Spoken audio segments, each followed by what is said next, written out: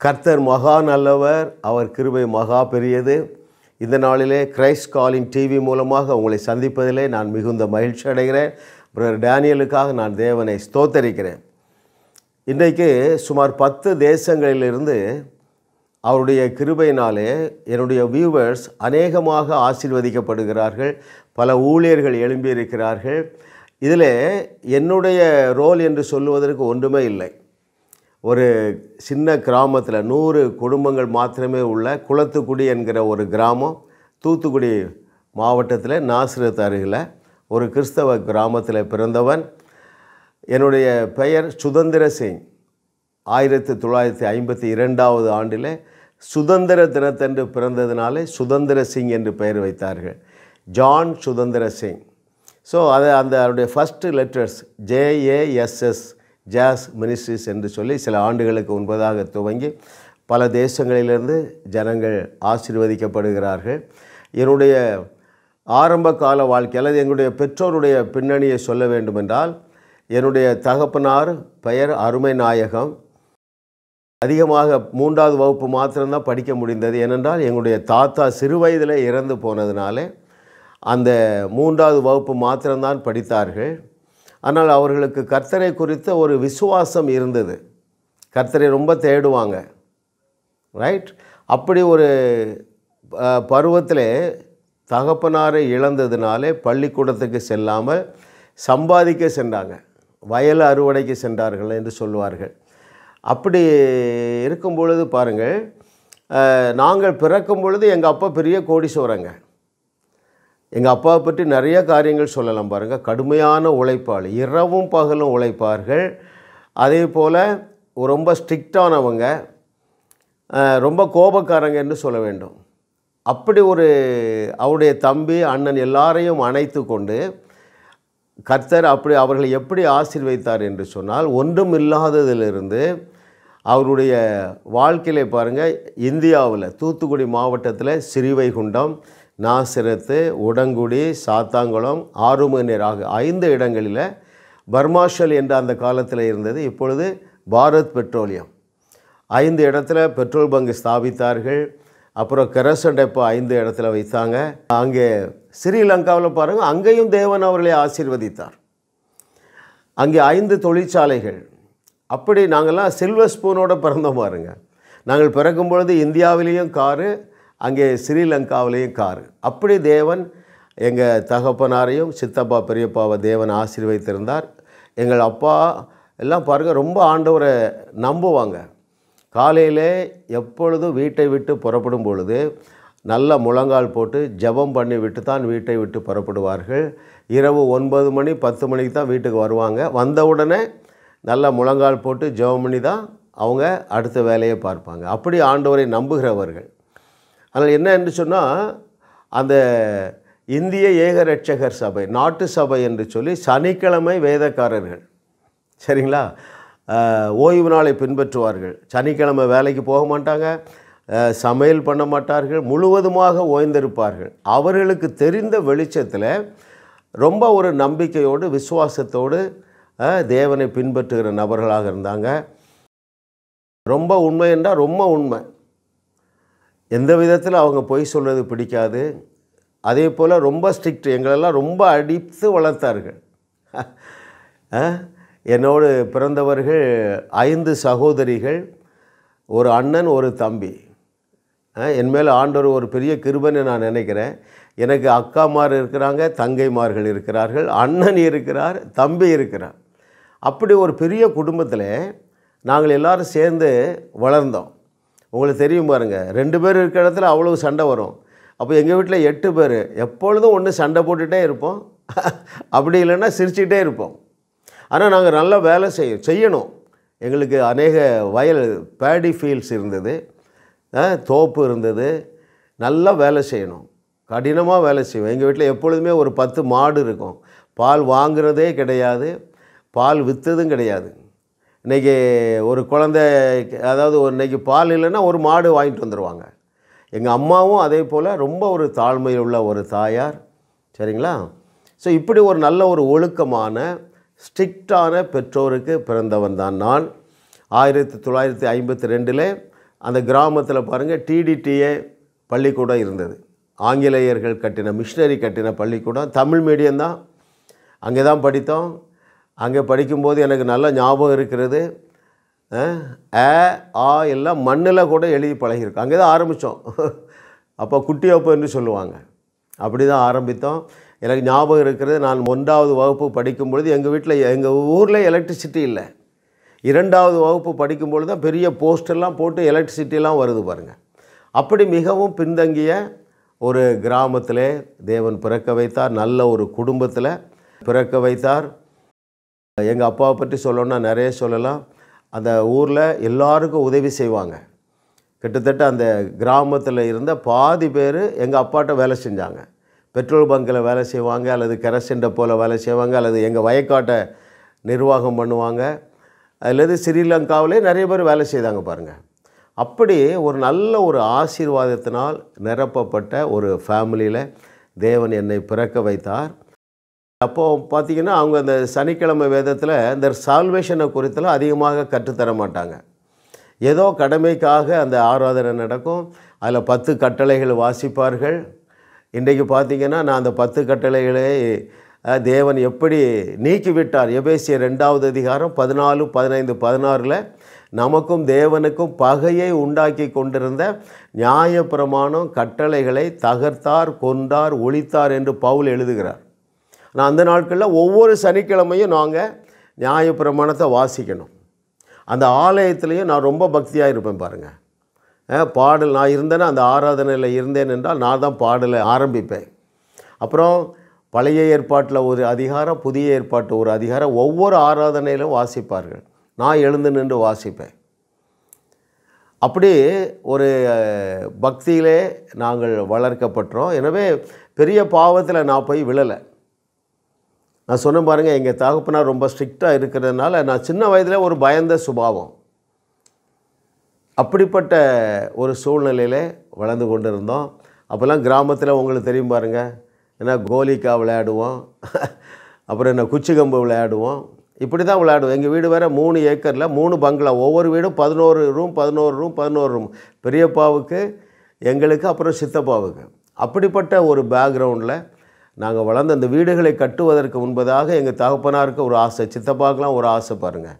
நம்ம இவ்வளோ பெரிய வீடு கட்டுறதுக்கு முன்னாடி தாவீதை போல தேவனுக்கு ஒரு ஆலயம் கட்ட வேண்டும் என்று அவங்களுக்குள்ள விருப்பம். ஏனென்றால் தேவன் தான் எங்களை ஆசீர்வதித்தார் என்கிற நம்பிக்கை எங்கள் அப்பாவுக்கு ரொம்பவே உண்டு. ஸோ ஒரு பெரிய ஆலயத்தை கட்டினாங்க. அதில் கிட்டத்தட்ட ஒரு 300 பேர் உட்காரலாம். இன்றைக்கி அதை கட்டுறாந்தா 1 கோடி ரூபா வேணும். ஆனால் அந்த நாட்களிலே கட்டிட்டாங்க பாருங்கள். ஸோ அப்படிப்பட்ட ஒரு பேக்ரவுண்டு உள்ள குடும்பத்திலே நாங்கள் வளர்ந்து கொண்டு வந்தோம். அதன் பிறகு எங்கள் கிராமத்தில் 5வது வகுப்பு வரைக்கும் தான் உண்டு. அதன் பிறகு 4 கிலோமீட்டர் தள்ளி இருக்கிற நாசரத்தில் மர்காஷிஸ் மிஷினரி மர்காஷிஸ் துவங்கின அந்த மர்காஷிஸ் பள்ளியில் எங்களை கொண்டு சேர்த்தாங்க. 6வது வகுப்பில் கொண்டு சேர்த்தாங்க. நான் ரொம்ப பூவர் ஸ்டூடெண்ட்டு. எனக்கு அந்த அளவுக்கு ஞானம் இல்லை. ஆனால் இன்றைக்கு வேதத்தில் வாசிக்கிறோம், 1 கொரிந்தியர் 1:24 தேவன் தம்முடைய பிள்ளைகளுக்கு ஞானத்தை கொடுக்கலை, இயேசுவையே ஞானமாக்கி விட்டார். அப்போ இயேசு கிறிஸ்துவையே தேவன் நமக்கு ஞானமாக்கி விட்டார், தேவ பலனாக்கி விட்டார், தேவ நீதியாக்கி விட்டார். இன்றைக்கி நான் ஊழியத்தில் வருகிற பிள்ளைகளுக்கு அந்த வசனத்தை எடுத்து காண்பிக்கிறேன். இதை படிமா, இதை மெடிடேட் பண்ணு, இதை மனப்பாடம் செய்தது. கிரேக்கர் என்றாலும் சரி, எபிரேயர் என்றாலும் சரி, தமிழர் என்றாலும் சரி, கிறிஸ்துவானவர் நமக்கு ஞானமாகிவிட்டார். இதெல்லாம் நமக்கு சொல்லித்தராவிட்டாலும் அந்த நாட்களில் வேறு வழியே கிடையாது. பள்ளிக்கூடத்துக்கு போய் தான் ஆகணும். வாத்தியாரை கண்டா எனக்கு பயமாக இருக்கும். ஏன்னா நான் படிக்க தெரியாது, படிக்க மாட்டேன். அப்படிப்பட்ட ஒரு பயந்தாங்களே, படிப்பு வராது, அப்படிப்பட்ட ஒரு பேக்ரவுண்டில் தான் நான் வளர்ந்தேன். அப்போ நாசரத்தில் என்னை ஹாஸ்டலில் வைத்தாங்க. அப்பொழுது என்று பாருங்கள், அங்கே மைக்கேல் சார் என்று சொல்லி ஒரு சார் உண்டு. அங்கே ஞாயிற்றுக்கிழமை ஹாஸ்டல் ஸ்டூடெண்ட்ஸுக்கு அங்கே ஹாஸ்டலில் 100 பேர் இருப்போம். நல்ல அழகான ஹாஸ்டல். தாமஸ் என்கிற ஹெட் மாஸ்டர் நல்லா அழகாக கட்டி வச்சுருந்தார் பாருங்கள். நல்ல சாப்பாடு கிடைக்கும். அங்கே சாப்பிட்டுட்டு சனிக்கிழமை இவர் வருவார். அங்கே சால்வேஷனை பற்றி சொல்லி கொடுத்தாங்க பாருங்கள். அப்பொழுதே எனக்கு ஒரு ஃப்ளாஷ் அடிச்சிட்டு, there is a different experience. Salvation என்பது ஒரு டிஃப்ரெண்ட் எக்ஸ்பீரியன்ஸ் என்று சொல்லி அந்த நாளிலே போடப்பட்ட விதையானது எனக்குள்ளே இருந்து கொண்டே இருந்திருக்கிறது. ஆனால் அப்பொழுதும் நான் இயேசுவை ஏற்றுக்கொள்ளவில்லை. ஒரு பாரம்பரிய கிறிஸ்தவ வாழ்க்கை, அப்படியே அது அந்த ஹாஸ்டல் லைஃப் போச்சுது.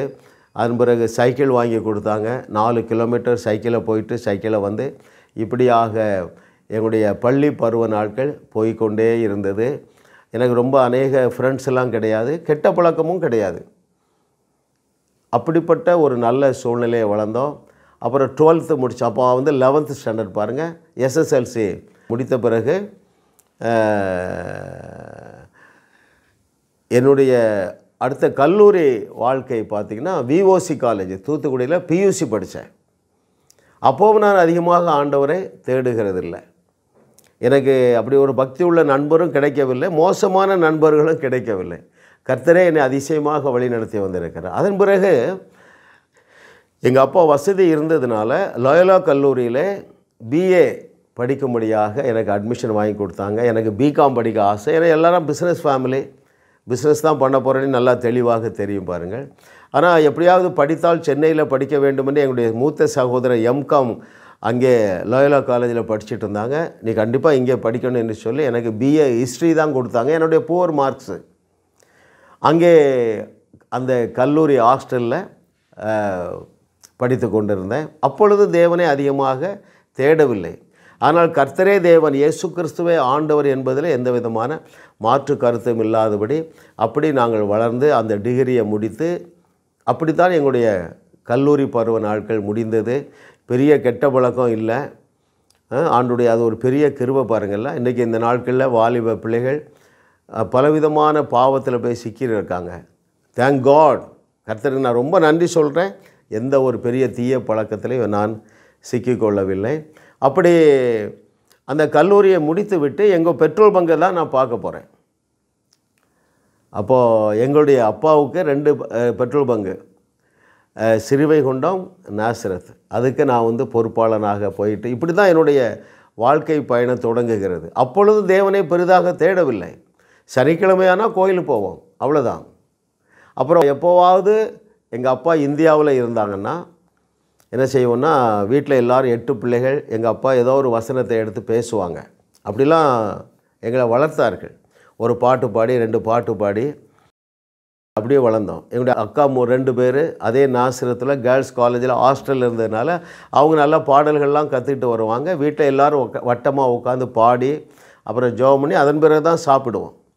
அந்த ஒழுக்கமெல்லாம் கிரமமாக நடந்து கொண்டே இருந்தது.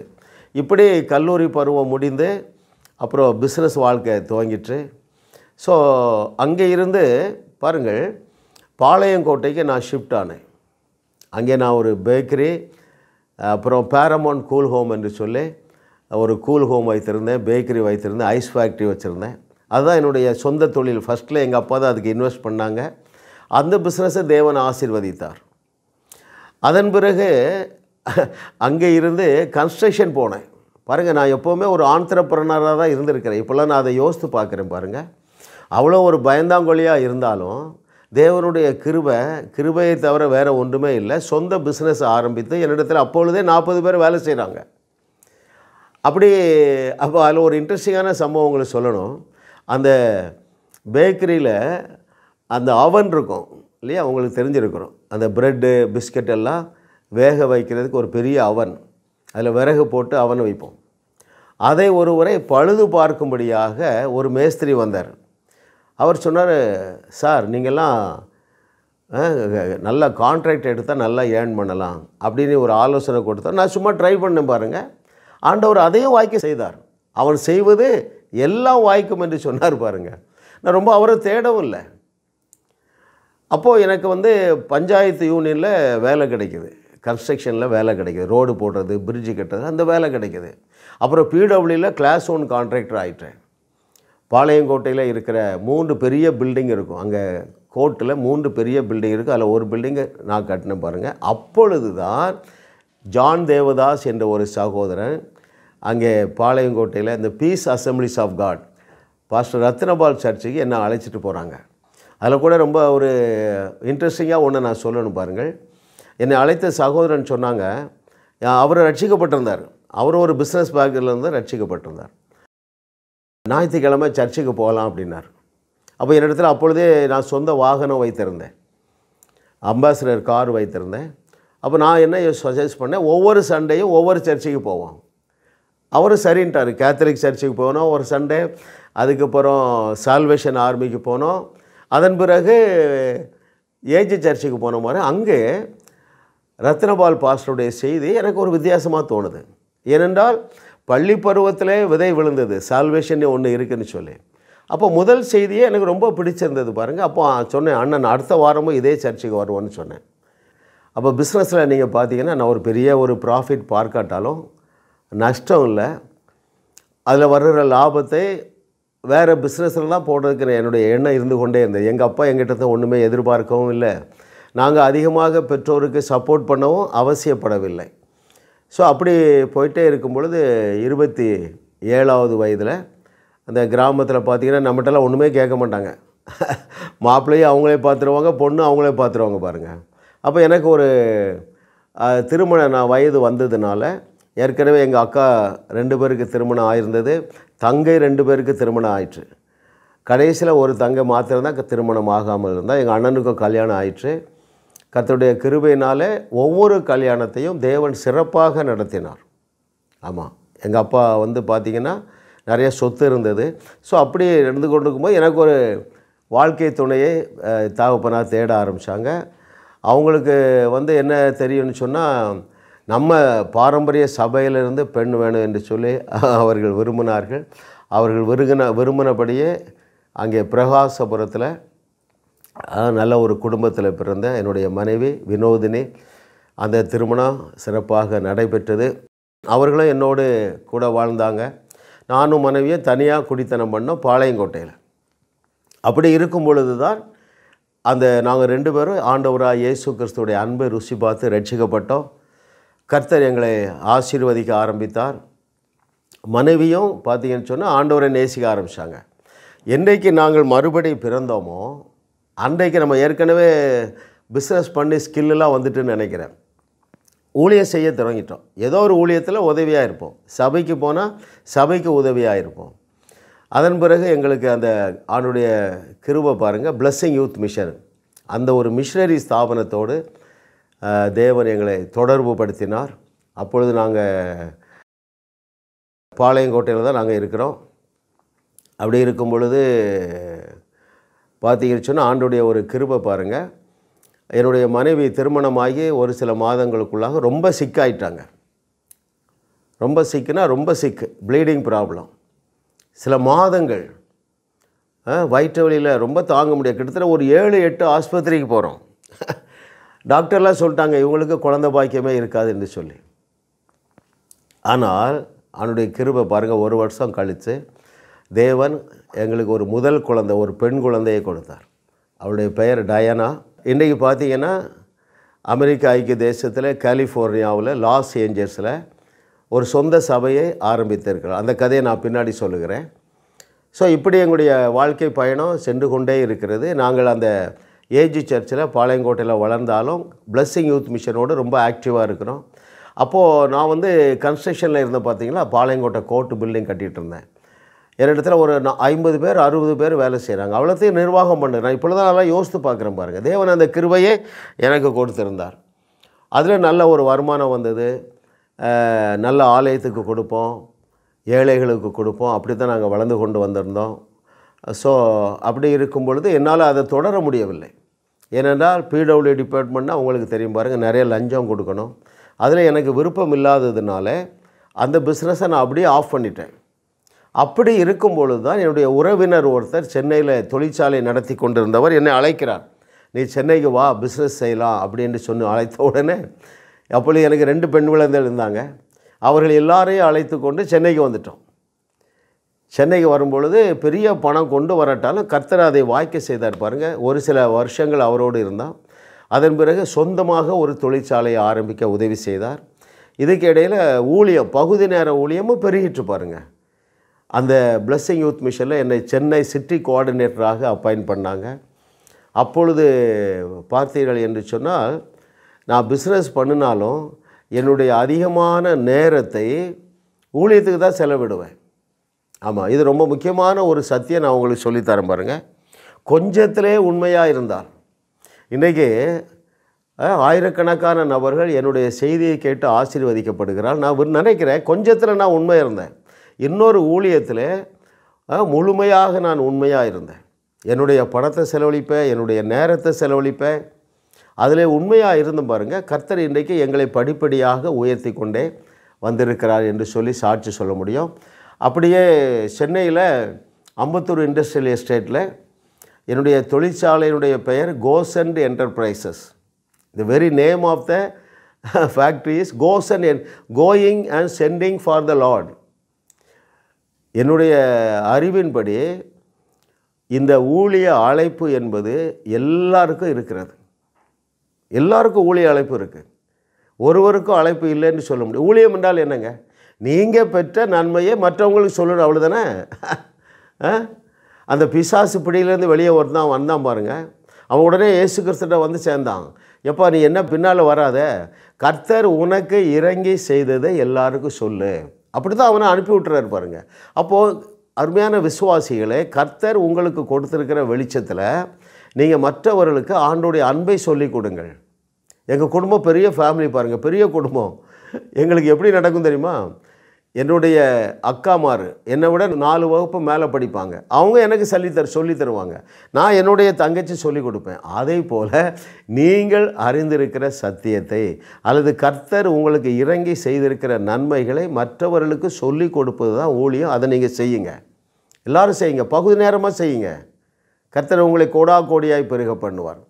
இப்படி போயிட்டுருக்கும் பொழுது எங்கள் பிள்ளைகள் இங்கே வந்து சென்னையில் வந்து படித்தாங்க, ஸ்கூல் படித்தார்கள். அப்பொழுது பார்த்தீங்கன்னு சொன்னால், நான் வந்து என்னுடைய தொழிற்சாலையில் அவன் இந்த கோசன் என்டர்பிரைசஸில் கர்த்தர் அதை ஆசீர்வதித்து புதிய மிஷின்கள்லாம் வந்தது. பண நெருக்கடியோடு தான் இருந்தாலும் வளர்ச்சி இருந்தது. எனக்கு ஒரு ஆசை, எல்லா தொழிலாளர்களுக்கும் ஆண்டோடைய அன்பை சொல்லிக் கொடுக்கணும். அதில் இஸ்லாமிய சகோதரர் தம்பியும் இருந்தாங்க, கிறிஸ்தவர் அல்லாதவர்கள்லாம் இருந்தாங்க பாருங்கள். ஒவ்வொரு நாளும் 8 மணிக்கு டியூட்டியை ஆரம்பிக்கும் இல்லையா இண்டஸ்ட்ரின்னு சொன்னால், 8 to 9 கிட்டத்தட்ட 25 வருஷமாக 1 மணி நேரம் ஆண்டவரை சொல்லி கொடுத்துருக்கேன். சரிங்களா? அப்புறம் கொஞ்ச நாள் தான் நான் செஞ்சேன். அப்புறம் அங்கே உள்ளவங்க தம்பிமார்கள்லாம் எழும்ப ஆரம்பிச்சு. நல்லா நிறைய மனப்பாட வசனம் சொன்னால் அவங்களுக்கு பரிசு கொடுப்பேன். 66 புஸ்தகத்துலேயும் 66 வசனங்களை செலக்ட் பண்ணி கொடுத்துப்பேன். 20 வசனம் சொல்லணும். திங்கக்கிழமை ஒரு செட்டு, செவ்வாய்க்கிழமை ஒரு செட்டு. அந்த மைக்கு கட்டிடுவாங்க 8 மணிக்கு. எல்லோரும் கீழே உட்காந்துருவாங்க. முன்னால் வந்து தம்பிமார்களே வேலை செய்கிறவங்களே பாடுவாங்க, வசனம் சொல்லணும். 20 வசனம் மனப்பாடம் சொல்லிட்டாங்கன்னா அவங்களுக்கு ஒரு டிஷர்ட்டு கொடுப்பேன் பாருங்கள். கடன்னு எல்லாரும் வசனம் சொல்ல ஆரம்பிச்சு 66 வசனத்தையும் படிச்சுட்டாங்க. 3 டிஷர்ட் கிடைக்கும். அப்போது அதன் பிறகு நீங்கள் வசனத்தை எழுதி காட்டலாம். 66 வசனத்தையும் எழுதி காண்பித்து ஒரு 10 மிஸ்டேக் இருக்கலாம். அவங்களுக்கு ஒரு சூட் கேஸ் கொடுப்போம் பாருங்கள். எல்லோரும் வசனத்தை இரவும், எல்லாருக்கும் பைபிள் ஃப்ரீயாக கொடுத்துருவேன்.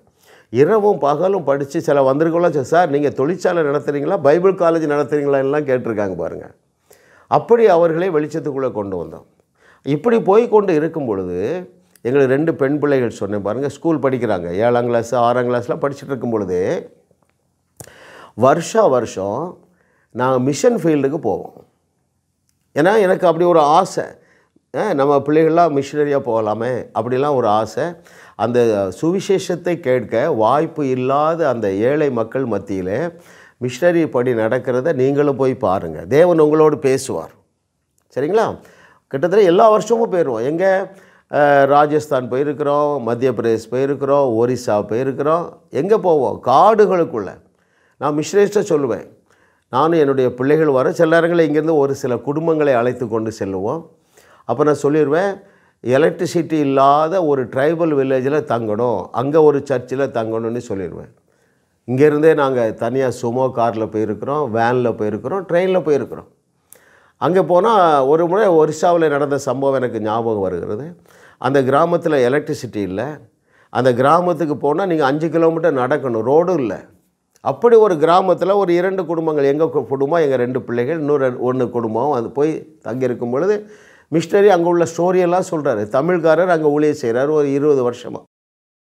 அப்போது அங்கே அந்த ஆலயத்தில் ஓலை குடிசை தான், தரையில் சாணத்தினால் பூசியிருந்தாங்க. அங்கே வந்து எலக்ட்ரிசிட்டி கிடையாது, ரோடு கிடையாது. அப்போது அவர் சொல்கிறார், போன மாதம் இந்த ஊரில் ஒரு கரடி வந்து ஒருத்தருக்கு அடிச்சிட்டு போயிட்டு இந்த ஸ்டோரியெல்லாம் சொல்கிறாரு. எங்களுக்கு கேட்குறதுக்கு ஒரு திருளா இருக்குது. அப்புறம் கடைசியில் பார்த்தா காலையில் 5 மணிக்கு உங்களை எழுப்பி விட்ருவோம், ஒரு சின்ன டப்பாவில் தண்ணி தருவோம், நீங்கள் அந்த தண்ணியை எடுத்துகிட்டு போய் காலையில் என்ன செய்யணும், உங்கள் ரெஸ்ட் ரூம் வேலையெல்லாம் காட்டுக்குள்ளே முடிச்சுட்டு வந்துருங்கிறாங்க. பாருங்கள், கரடி கதையை சொல்லியிருக்கிறாரு. விடிய காலம் எங்களை இருட்டோடு வெளியே போக சொல்கிறார். யாருக்கு டாய்லெட் வரும் பாருங்கள். அப்படிப்பட்ட கிராமங்கள் இந்தியாவில் லட்சக்கணக்கான கிராமங்கள் இருக்கின்றன. ரைட். இன்றைக்கும் ஜாஸ் மினிஸ்ட்ரீஸில் என்னுடைய ஒரு பிரதானமான ஒரு வாஞ்சை, அல்டிமேட் எய்ம் என்னவென்றால் 1000 சபைகளை நாட்டக்கூடிய நபர்களை எழுப்ப வேண்டும். நாங்கள் நடத்துகிற ஒரு சர்ச்சு நடத்துகிறோம். இங்கே முகப்பேரில் நீங்கள் அதில் வந்து பார்த்தீங்கன்னா அதில் எழுதி வைத்திருக்கிறேன், every child of God is a movement leader. ஒவ்வொருவரும் ஒரு இயக்கத்தை துவங்கக்கூடிய ஆற்றல் ஒவ்வொரு விசுவாசிக்குள்ளே தேவன் வைத்திருக்கிறார். என்ன சொன்னார் இயேசு கிறிஸ்து? நீங்கள் உலகத்திற்கு உப்பாக இருங்கள் என்று சொல்லலை, இருக்கிறீர்கள் என்று சொன்னார். மறுபடி பிறந்த ஒவ்வொருவரும் உலகத்தை ஆசீர்வதிக்கக்கூடிய உப்பாக, ஒளியாக தேவன் நியமித்து வைத்திருக்கிறார். ரைட். அப்போது பாருங்கள், இந்த 5 ஆண்டுகள், கடந்த 5 ஆண்டுகளில் எங்கள் சர்ச்சுக்கு ஒரு இளைஞர் வந்தார். அவர் பேர் கார்த்திக். நான் இதே தரிசனத்தை கொடுத்துட்டே இருப்பேன். உங்களால் பெரிய காரியங்களை செய்ய முடியும், இயேசு கிறிஸ்து செய்யாத பெரிய அற்புதங்களை செய்ய முடியும். இப்படி பேசி பேசி அவருக்கு தேவனுடைய அழைப்பு தெளிவாக பெற்று இன்றைக்கு திருவண்ணாமலை மாவட்டத்தில் 1000 சபைகளை நாட்டுவதற்கு அங்கே ஒரு கிராமத்தில் போய் தங்கி ஊழியம் செய்ய ஆரம்பிச்சிருக்கிறார். பாருங்க, என்னுடைய நண்பர் ஒருவர் பீகாரில் கிருபை பாருங்கள், இளைஞர்களை கொண்டு அந்த ஆதிவாசி இளைஞர்களுக்கு ட்ரைனிங் கொடுத்து 30,000 சபைகளை நாட்டி இருக்கிறார். ஸோ எனக்கு இதெல்லாம் அழைப்பு தெளிவாக தெரிஞ்சிட்டு. அப்படி இருக்கும் பொழுது பாருங்கள், இன்றைக்கி நாங்கள் ஒரு வகுப்பு ஆன்லைனில் நடத்துகிறோம். நீங்கள் கூட அதில் பங்கு பெறலாம், இலவசம் தான். How to plan 1000 churches in a decade. 10 ஆண்டுகளிலே 1000 சபைகள் நாட்டுவது எப்படி? பாருங்கள், இந்தியாவில் 7 லட்சம் கிராமங்கள், அதில் இன்னும் 4 லட்சம் கிராமங்களில் சபையே இல்லை. ரைட். அப்போது அந்த நல்ல தாளந்து மிக்கவர்கள் தமிழ்நாட்டில் ஏராளமான வாலிபர்கள் சபையில் இருக்கிறாங்க. அவர்களை மோட்டிவேட் பண்ணி உலகமெங்கும் அனுப்ப வேண்டும். ஏனென்றால் இந்த ராஜ்யத்தில் சுவிசேஷம் பூமி எங்கும் பிரசங்கிக்கப்படும், அப்பொழுது தான் முடிவு வரும். அப்போது ஒவ்வொரு கிறிஸ்தவனுக்கும் ஒவ்வொரு ஊழியருக்கும் இதுதான் தரிசனம். என்ன செய்யணும்? சீஷர்களை உருவாக்க வேண்டும். Making disciples is the calling for every servant of God. இயேசு கிறிஸ்து என்ன செய்தார்? 3.5 வருஷம் இதைத்தான் செஞ்சார். என்ன செஞ்சார்? சீஷர்களை உருவாக்கினார். உருவாக்கிட்டு அவர் போயிட்டார். பாருங்கள், அந்த 11 பேர் உலகத்தை உலுக்கினார்கள். அப்போது நீங்கள் ஊழியம் செய்கிற நபராக இருந்தால் இதை நீங்கள் மனதில் வைத்து கொள்ளணும். ஒவ்வொரு இளைஞனையும் ஒவ்வொரு வாலிப பிள்ளையும் பார்க்கும் பொழுது see her as a movement leader. எல்லாருக்கும் தேவன் என்ன சொன்னார் பாருங்கள், பெரிய ஒரு ஸ்டேட்டஸில் தேவன் நம்மை வைத்திருக்கிறார். அதை நீங்கள் மறந்து போகாதீங்க. அப்படி இருக்கும் பொழுது தொழிற்சாலை நடந்து கொண்டே இருக்கிறது. வருஷம் நார்த் இந்தியா போகிறோம், பகுதி நேரமாக பல ஊழியங்களை செய்கிறோம். இப்படியே போயிட்டு இருந்தாலும் சத்தியத்தை சரியாக அறியாததுனால தொழிற்சாலை வந்து ஒரு டிக்ளைனுக்குள்ளே போகுது. ஒரு 10 லட்ச ரூபா கடன் வாங்கினோம் பாருங்கள். ஆண்டவராகிய இயேசு கிறிஸ்து என்ன சொன்னார்? சத்தியத்தை அறிவீர்கள், சத்தியம் உங்களை விடுதலையாக்கும். நாம் சத்தியத்தை சரியாக அறியாததுனால பழைய பிரமாணங்களையே எல்லாருக்கும் நான் போதிப்பேன். ராஜஸ்தான், மத்திய பிரதேஷ், மகாராஷ்டிரா, ஒரிசாவில் போனாலும் இதைத்தான் போதிப்பேன். கர்த்தர் ரொம்ப கோபமாக இருக்கிறாரு, நீ அவரை திருப்திப்படுத்தவே முடியாது. ஆண்டோடைய அன்பை சொல்லுவதற்கு பதிலாக அருமையானவர்களே, அந்த பழைய உடன்படிக்கையை பற்றி பேசி பேசி தொழிற்சாலையில் பார்த்திங்கன்னா கடன் கொஞ்சம் கொஞ்சமாக கூடுது. 120 தொழிலாளர்கள் இருக்காங்க, 2 ஷிஃப்ட்டு 3 ஷிஃப்ட்டு ஓடுது. ஆனால் அந்த சுயநீதி என்றால் என்ன? பவுல் சொல்லுகிறார் பாருங்கள், ரோமர் 10வது அதிகாரம் 2, 3, 4 சொல்கிறாரு, இஸ்ரவேலர்களே உங்களுக்கு வைராக்கியம் இருக்குது, ஆனால் அறிவிற்கேற்ற வைராக்கியம் இல்லை. நீங்கள் உங்கள் சுய கிரியைகளை நம்புகிறீர்கள். விசுவாசத்தினால் வருகிற தேவ நீதியை நீங்கள் அறியாமல் இருக்கிறார்கள் என்று சொல்கிறோம் பாருங்கள். அப்போது விசுவாசத்தினால் வராத யாவும் பாவம்.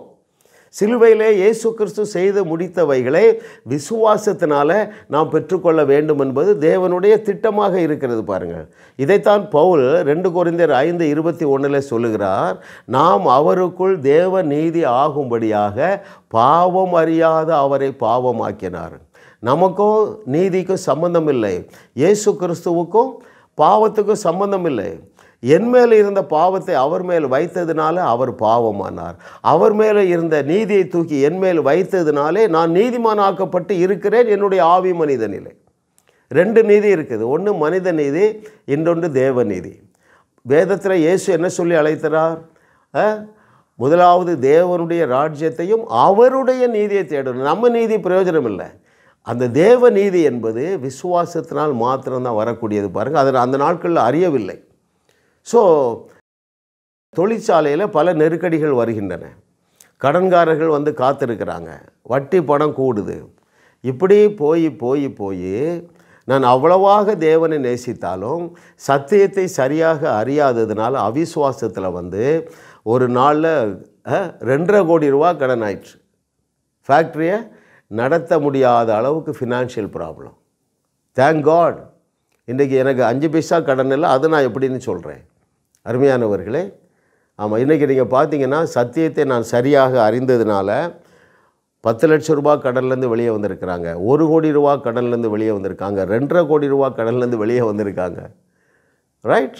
அப்போது பாருங்கள், நீங்கள் வேதம் எங்கும் தேடி வாசிங்கங்க. எந்த ஒரு பிரச்சனையை தீர்ப்பதற்கும் தேவன் மனித அறிவுக்கு எட்டுகிற மனித முயற்சினால் செய்யவே இல்லை. அது ஒரு ஹீலிங்காக இருக்கலாம், ஒருத்தருக்கு ஒரு சுகம் வேணும், இயற்கைக்கு அப்பாற்பட்ட விதத்தில் தான் தேவன் சுகத்தை கொடுத்துருக்கிறார். வேதமெங்கும் தேடி வாசிங்க. ஒருத்தர் ஒரு பொருளாதார சிக்கலில் இருக்காங்க, சாரிபாத் விதவைக்கு பொருளாதார பிரச்சனை இல்லை, சுனேமியாளுக்கு அந்த பிரச்சனை. சூப்பர் நேச்சுரல் ப்ரொவிஷன் தான். ஏம்மா உங்கள்கிட்ட என்ன இருக்குது? ஐயா ஒரு குடத்தில் கொஞ்சம் எண்ணெய் இருக்குது, ஆயில் இருக்குது, சுற்று வீட்டில் உள்ள எல்லா குடங்களையும் வாங்கு, அந்த ஆயிலை ஊற்று, அது பெருகிட்டே இருக்கும். எல்லா வீட்டிலையும் உள்ள குடத்தை வாங்கி ஊற்றிட்டாங்க, பெருகிட்டு திரும்ப வராங்க. ஐயா இப்போ என்ன செய்யணும்? நீங்கள் சொன்ன மாதிரியே குடங்குடமாக ஆயில் வந்துட்டு என்ன செய்யணும்? அதை விற்று நீ என்ன செய்ய, கடனை அடைச்சிட்டு அந்த நாட்டில் பஞ்சம் தீரும் வரைக்கும் உனக்கு பொருளாதார பிரச்சனையே வராது என்று சொன்னார். அதே போல் தான் அவள் அப்படிப்பட்ட ஒரு ஃபைனான்ஸ் பிரச்சனையிலேருந்து வெளியே வந்தாள். எனக்கு தேவன் என்ன செய்தார் என்று சொல்லிக்கிறேன் பாருங்கள். எந்த அளவுக்கு எனக்கு பொருளாதார நெருக்கடி என்றால் என்னுடைய தொழிற்சாலையே விற்று போட வேண்டிய சூழ்நிலை. ரைட்? தொழிற்சாலையை விற்ற பிறகும் கடன் தீரலை, அவ்வளவு பண நெருக்கடியில் இருந்தேன். ஆனால் சத்தியத்தை சரியாக அறிஞ்சேன் பாருங்கள். இன்றைக்கு என்னுடைய மெசேஜை கேட்டு அநேகர் பொருளாதார பிரச்சனையிலேருந்து வெளியே வந்திருக்காங்க. ஒரு அம்மா எனக்கு ஃபோன் பண்ணுறாங்க, ஐயா நான் இந்த மாதிரி சபைக்கு போயிட்டுருக்கேன், 10 ஆண்டுகளாக ரட்சிக்கப்பட்டிருக்கேன், உனக்கு என்னம்மா பிரச்சனை?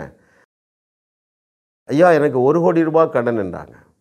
நான் அவங்க வீட்டுக்கு போனேன், உட்காரவே இல்லை, அவ்வளோ பக்தியாக இருக்காங்க, எல்லாமே பிரச்சனை. அவங்களுடைய வீடு ஏலம் போகுது, இந்தியன் ஓவர்சீஸ் பேங்க்கில். அவங்க நோட்டீஸ் ஓட்டிகிட்டு போயிட்டாங்க, அந்த நோட்டீஸ் எல்லாம் வச்சுருக்காங்க. 10 வருஷமாக கோர்ட்டுக்கும் வீட்டுக்கும் அலையிறாங்க. சரிங்களா? அப்போ நான் கேட்டேன், அந்த கோர்ட்டு கேஸு கட்டெல்லாம் எடுத்துகிட்டு வாங்கன்னா ஒரு போத்தீஸ் பை நிறைய எடுத்துகிட்டு வந்தாங்க பாருங்கள். நான் கீழே போட்டு மிதித்தேன், விசுவாசத்தில் 4 மிதி மிதித்தேன். சிஸ்டர் நீங்களும் தூர போடுங்க, 30 நாட்களிலே உங்கள் கடன் அடைந்து விடும் என்று சொன்னேன். ஏன்னா இயற்கைக்கு அப்பாற்பட்ட விதத்தில் தான் தேவன் எல்லா பிரச்சனையும் சொல்யூஷன் கொடுத்துருக்கிறாரு. நான் சொன்னபடியே அவங்களும் தூக்கி தூரப்பட்டாங்க பாருங்கள். 15 நாட்களிலே 1 கோடி ரூபா கடன் அடைந்து விட்டது அருமையானவர்களே. அதுக்கு பிறகு தான் சொல்கிறாங்க, ஐயா என் பையன் என்னுடைய மருமகனை 11 வருஷமாக காணவில்லை. அப்படியம்மா என்ன பேர்? ரஜினி. நான் சொன்னேன் 90 நாளில் உங்கள் மருமகன் உங்கள் மகளை தேடி வந்துடுறான்னு சொன்னேன். இன்னொரு மகள் திருமணமாகி 6 வருஷமாக குழந்தை இல்லை. எலிசாவை போல் நான் டேட்டு ஃபிக்ஸ் பண்ணேன், இயேசு கிறிஸ்துவை போல் டேட்டு ஃபிக்ஸ் பண்ணேன், தாவீதை போல். தாவீது என்ன சொன்னாமா, இன்றைக்கு உன் தலையை எடுப்பேன் நான் பாருங்க. எலிசா என்ன சொன்னால் 10 மாதத்தில் உன் கையில் ஒரு குழந்தை இருக்கும். ரைட்? நாளைக்கு இந்த நேரம் பஞ்சம் இருக்காது சமாரியாவில். இதெல்லாம் நான் இரவும் பகலும் இப்பொழுது தியானிக்கிறதுனால தான் என்னுடைய யூடியூப்பில் 1000 செய்தி இருக்குது. 30 நிமிஷம் செய்தி 1000 செய்தி இருக்குது அருமையானவர்கள். அதில் பாருங்கள், நீங்கள் சத்தியத்தை சரியாக அறிந்து கொள்வீர்கள். நான் சொன்னபடியே அவருடைய கடன் அடைந்தது. நான் சொன்னபடியே அவருடைய மகள் குழந்தை பெற்றார். நான் சொன்னபடியே 80 நாட்களுக்குள்ளாக அந்த மகன் தேடி வந்துட்டான். அப்போ இதெல்லாம் நாங்கள் எப்படி கற்றுக்கொண்டோம் என்றால், பாருங்கள், இப்படி நடந்து கொண்டு இருக்கும் பொழுது எங்கள் பிள்ளைகள்லாம் வளர்ந்துட்டாங்க, திருமணமும் நடந்துட்டு பிள்ளைகளுக்கு. அப்போ என் மூத்த மகளுக்கு ஸ்டெல்லா மேரிஸில் அவள் gold medalist, MSW gold medalist. நாங்கள்லாம் பக்தியாக இருக்கிறோம், ஆனால் கர்த்தர் நல்லவர்னு ருசி பார்க்கலை, முறுமுறுக்கவும் இல்லை. அப்பொழுது தான் கர்த்தருடைய ஒரு பெரிய திட்டம் எங்கள் வாழ்க்கையில் குறுக்கிட்டது. எப்படி கிபி முதல் நூற்றாண்டிலே சத்தியத்தை சரியாக அறிந்த பவுல் வந்தான் பாருங்கள். புதிய ஏற்பாட்டில் பாதி புஸ்தகத்தை கொடுத்துட்டார், நீ எழுதுப்பா, உனக்கு வர்ற வெளிப்பாடை எழுது பாருங்கள். நிருபங்கள் எல்லாம் வெளிப்பாடு தானே, எல்லாம் எதை குறிப்பிடுகிறது? புதிய உடன்படிக்கை குறித்த வெளிப்பாடு. ஆகினால்தான் எருசலேம் துவக்கி இல்லிரிக்கோ வரைக்கும் 3000 கிலோமீட்டரில் அநேக சபைகளை பவுலால் நிறுவ முடிஞ்சது பாருங்கள். அதே போல் 21ஆவது நூற்றாண்டில் நான் உங்களுக்கு ஒரு நல்ல செய்தி சொல்கிறேன். காரிஸ் பைபிள் காலேஜ், ரைட்? இந்தியாவில் 4 பட்டணங்கள் இருக்குது, உலகத்தில் 40 தேசங்களில் இருக்குது. நீங்கள் ஆன்லைனில் பாருங்கள், உங்களுக்கு ஆங்கிலம் தெரிஞ்சால் காரிஸ் பைபிள் கல்லூரியில் சேருங்க. நானும் என்னுடைய 2 பிள்ளைகளும் சேர்ந்தாங்க. வியாதி இல்லை, வியாகுலம் இல்லை, விரக்தி இல்லை, விபத்து இல்லை. கிருபைக்கு அளவே இல்லைங்க. கிருபைக்கு அளவில்லையே, தேவ கிருபைக்கு எல்லை இல்லையே, நீதிமானாய் மாற்றியது உங்கள் கிருபை. ஆமாம், நீங்கள் உங்களுடைய ஆவி மனிதனிலே நீதிமான்கள் ஆக்கப்பட்டு இருக்கிற அந்த பைபிள் காலேஜில் சத்தியத்தை சரியாக கற்றுக் கொடுத்தார்கள். எனக்கு 3 வியாதி, கொலஸ்ட்ரால், தைராய்டு, டயபெட்டிஸ். 12 வருஷம் மாத்திரை சாப்பிட்டேன். கிருபை பாருங்கள், சத்தியத்தை சரியாக அறிகிறேன், மாத்திரையே தேவைப்படலைங்க. அவ்வளோ பெரிய தேவன். அதனால தான் ஆரம்பத்தில் சொன்னேன், கர்த்தர் மகா நல்லவர், அவர் கிருபை மகா பெரியதுங்க. இந்த தேவ கிருபையை சத்தியத்தின்படி அறிந்தோம் பாருங்கள். கொலோசையர் 1:6, தேவ கிருபையை சத்தியத்தின்படி அறிந்து கொண்ட நாள் முதல் அது பலன் தருதுங்க. தேவ கிருபை என்றால் என்னங்க? 2 ரொம்ப சிம்பிளுங்க. அவருடைய நிபந்தனையே இல்லாத அன்பு உங்கள் மேலே வச்சிருக்கிறார் பாருங்கள், அன்பு. அதுக்கு கண்டிஷனே கிடையாது. எல்லா கண்டிஷனையும் என்ன செஞ்சிட்டாரு? அவர் சிலுவையிலே நிறைவேற்றி தகர்த்து கொண்டு ஒழித்து விட்டார். எபேசியர் 2:14, 15, 16. இப்போ ஒரே ஒரு நிபந்தனை தான். என்ன நிபந்தனை? அவரை விசுவாசிச்சா போதும், ரைட்? அந்த விசுவாசத்தையும் அவர் கிருபையாக தருகிறார். நீங்கள் சத்தியத்தை சரியாக அறிந்து கொள்ளுவீர்கள் என்றால் அவரோடு உள்ள அந்த ரிலேஷன்ஷிப்பை நீங்கள் புரிஞ்சுக்கிடுவீங்க. அவர் உங்களை வெறுக்கிறதே இல்லைங்க, உங்கள் பாவத்தின் மத்தியில் உங்களை நேசிக்கிறார். அதற்கு தானே அந்த இளைய குமாரன் கதையை சொல்லுகிறாரு. அப்பாவுக்கு அவ்வளோ துரோகம் பண்ணுறான், ஆஸ்திகளை அழிக்கிறான், விபச்சாரம் பண்ணுறான், வேசித்தனம் பண்ணுறான். அப்பாவுடைய அன்பு மாறலைங்க. அவர் அன்பாக இல்லை, அன்பாகவே இருக்கிறார் பாருங்கள். இதை அறிந்து கொண்ட நாள் முதல் என்னுடைய அநேக பாவ எண்ணங்கள் மாறிவிட்டன. That's very important. நீங்கள் பாவ எண்ணங்களிலிருந்து வெளியே வர வேண்டுமா? தேவ கிருபையை சத்தியத்தின்படி நீங்கள் அறிந்து கொண்டால் போதும், ரைட்? ஸோ இப்படி வாழ்க்கை போகும்போது என் மகளுக்கு BE முடிச்சுட்டு MSW மூத்த மகள் படிக்கிற எங்கள் ஸ்டெல்லா மேரிஸில் கோல்டு மெடல்னோடனே அவங்களுக்கு லெக்சரர் வேலை கொடுக்குறாங்க. அப்பொழுது தான் வீக்கெண்டில் வேளச்சேரியில் போய் நாங்கள் வேதாகம கல்லூரி படிக்கிறோம். பாருங்கள், வாழ்க்கையில் எல்லா பகுதியிலும் விடுதலை. கணவன் மனைவிக்குள்ள நல்ல ரிலேஷன்ஷிப் சத்தியத்தை சரியாக அறிந்ததுனால. அப்புறம் என்ன ஆச்சுது? பயத்திலிருந்து விடுதலை சத்தியத்தை சரியாக அறிந்ததுனால. வியாதியிலிருந்து விடுதலை சத்தியத்தை சரியாக அறிந்த. கொலோசையர் 1:6 நீங்கள் படிங்க. தேவ கிருபையை சத்தியத்தின்படி அறிந்தால் வாழ்க்கையில் சக்ஸஸ் தாங்க. அதில் கிருபைன்னா ஒன்று சொல்லிட்டேன், நிபந்தனை இல்லாத அன்பு. இன்னொன்று நிகரே இல்லாத வல்லமை. உங்களுக்குள்ள நிகரே இல்லாத வல்லமையை வைத்து விட்டு தான் இயேசு சொல்லுகிறார், நீங்கள் நான் செய்ததையும் செய்வீர்கள், இதை விட பெரிய கிரியைகளை செய்வீர்கள். இயேசு கிறிஸ்து தான் சொன்னார். உங்களை பார்த்து என்ன சொன்னார்? நீங்கள் உலகத்துக்கு உப்பு, உலகத்துக்கு ஒளி. இயேசு கிறிஸ்து உன்னை பார்த்து என்ன சொன்னார்? உங்களால் கூடாத காரியம் ஒன்றுமிராது என்று சொன்னார். இயேசு கிறிஸ்து உங்களை சொன்னார், என்ன சொன்னார்? உங்களிடத்திலிருந்து ஜீவ தண்ணீர் உள்ள நதிகள் 24/7 ஓடிட்டே இருக்கு. அந்த வீட்டில் கால் வச்சேன் பாருங்க, அந்த அம்மாவுக்கு 1 கோடி ரூபா வந்துட்டு என்னை கூப்பிட்டு வந்துட்டாங்க. ஐயா, நீங்கள் வரணும் ஐயா பேங்க்குக்கு. நான் 10 வருஷமாக கோர்ட்டுக்கு அலைஞ்சிட்டு இருந்தேன், உங்கள் செய்தியை வர கேட்க ஆரம்பிச்சேன். எனக்கு பயங்கர ஃபெய்த் வந்துட்டு 1 கோடியே 20 லட்சம் ரூபா போட்டு வச்சுருக்காங்க, நீங்கள் வாங்கன்னு என்னை கூப்பிட்டு போயிட்டாங்க. மவுண்ட் ரோடில் இருக்கிற இந்தியன் ஓவர்சீஸ் பேங்க். அங்கே போய் பெரிய மேனேஜரை பார்க்குறோம். அவர் சொல்கிறாரு, 1 கோடியே 20 லட்ச ரூபா நீங்கள் கட்டணும் சாருங்கிறாங்க. நான் சொன்னேன், சார் நான் தான் பணம் கொடுத்துருக்கேன், 1 கோடி ரூபாயோடு வந்திருக்கோம், நீங்கள் வேணா வாங்குங்க, இல்லைன்னா நாங்கள் கொண்டு போகிறோம், நீங்கள் கோர்ட்டை என்ன செய்யணுமோ. உடனே சொல்லிட்டேன், சரி சார் நீங்கள் கட்டுங்கன்னு பாருங்கள். அந்த அம்மா 1 கோடி ரூபா கடன்லேருந்து வெளியே வந்தாங்க. ஒருவருக்கு 2.5 கோடி ரூபா கடன். யாரோ இவர் சென்னையில் ஒரு ரூம் போட்டு தூக்க மாத்திரை சாப்பிட்டு தற்கொலை பண்ணுறதுக்கு இங்கே 20 மாத்திரையோ எத்தனை போட்டார். அடுத்த நாள் பார்த்தா உயிர் போகலை. ஆனால் ஊருக்கு போக முடியாது. ஏன்? கடன்காரங்க தொல்லை, தப்பிக்க வழியே இல்லை. என்னோட கூப்பிட்டு அழைத்தார், பிரதர் உங்கள்கிட்ட பேசலாமா? நீங்கள் யார் பிரதர்? சோ. என்ன பிரதர் பிரச்சனை? எனக்கு 2.5 கோடி ரூபா கடன், ஊருக்கு போக முடியாது, என்னுடைய மனைவி பிள்ளைகளெல்லாம் என்னை ஏற்றுக்கொள்ள ரெடியாக இல்லை, என்னுடைய தவறுனால தான் நான் இப்படி பிரச்சனையில் மாட்டிகிட்ருக்கேன்னாரு. ஒரே வார்த்தை தான் சொன்னேன், இயேசுவின் நாமத்தினால இந்த நாளிலிருந்து உங்களுடைய கடன்காரங்க உங்களை தொல்லை பண்ண மாட்டாங்க என்று சொன்னேன். அவன் சொன்னபடி தானே ஆகும். அப்படி சொன்ன பாருங்கள். அப்புறம் ஒரு வாரம் கழித்து கூப்பிட்டாரு, பிரதர் என்ன பிரதர் ஒருத்தர் என்னையே கூப்பிடலை அப்படிங்கிறார். அருமையான பிள்ளைகளே, உங்கள் நாவில் இருக்கிற அதிகாரத்தை நீங்கள் அறிந்து கொள்ளுவீர்கள் என்றால் உங்களால் ஊழியம் செய்யாமலே இருக்க முடியாது. சரிங்களா?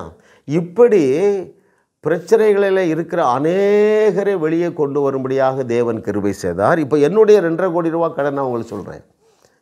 தொழிற்சாலையை விற்று ஓரளவு அடைச்சிட்டோம் பாருங்கள்.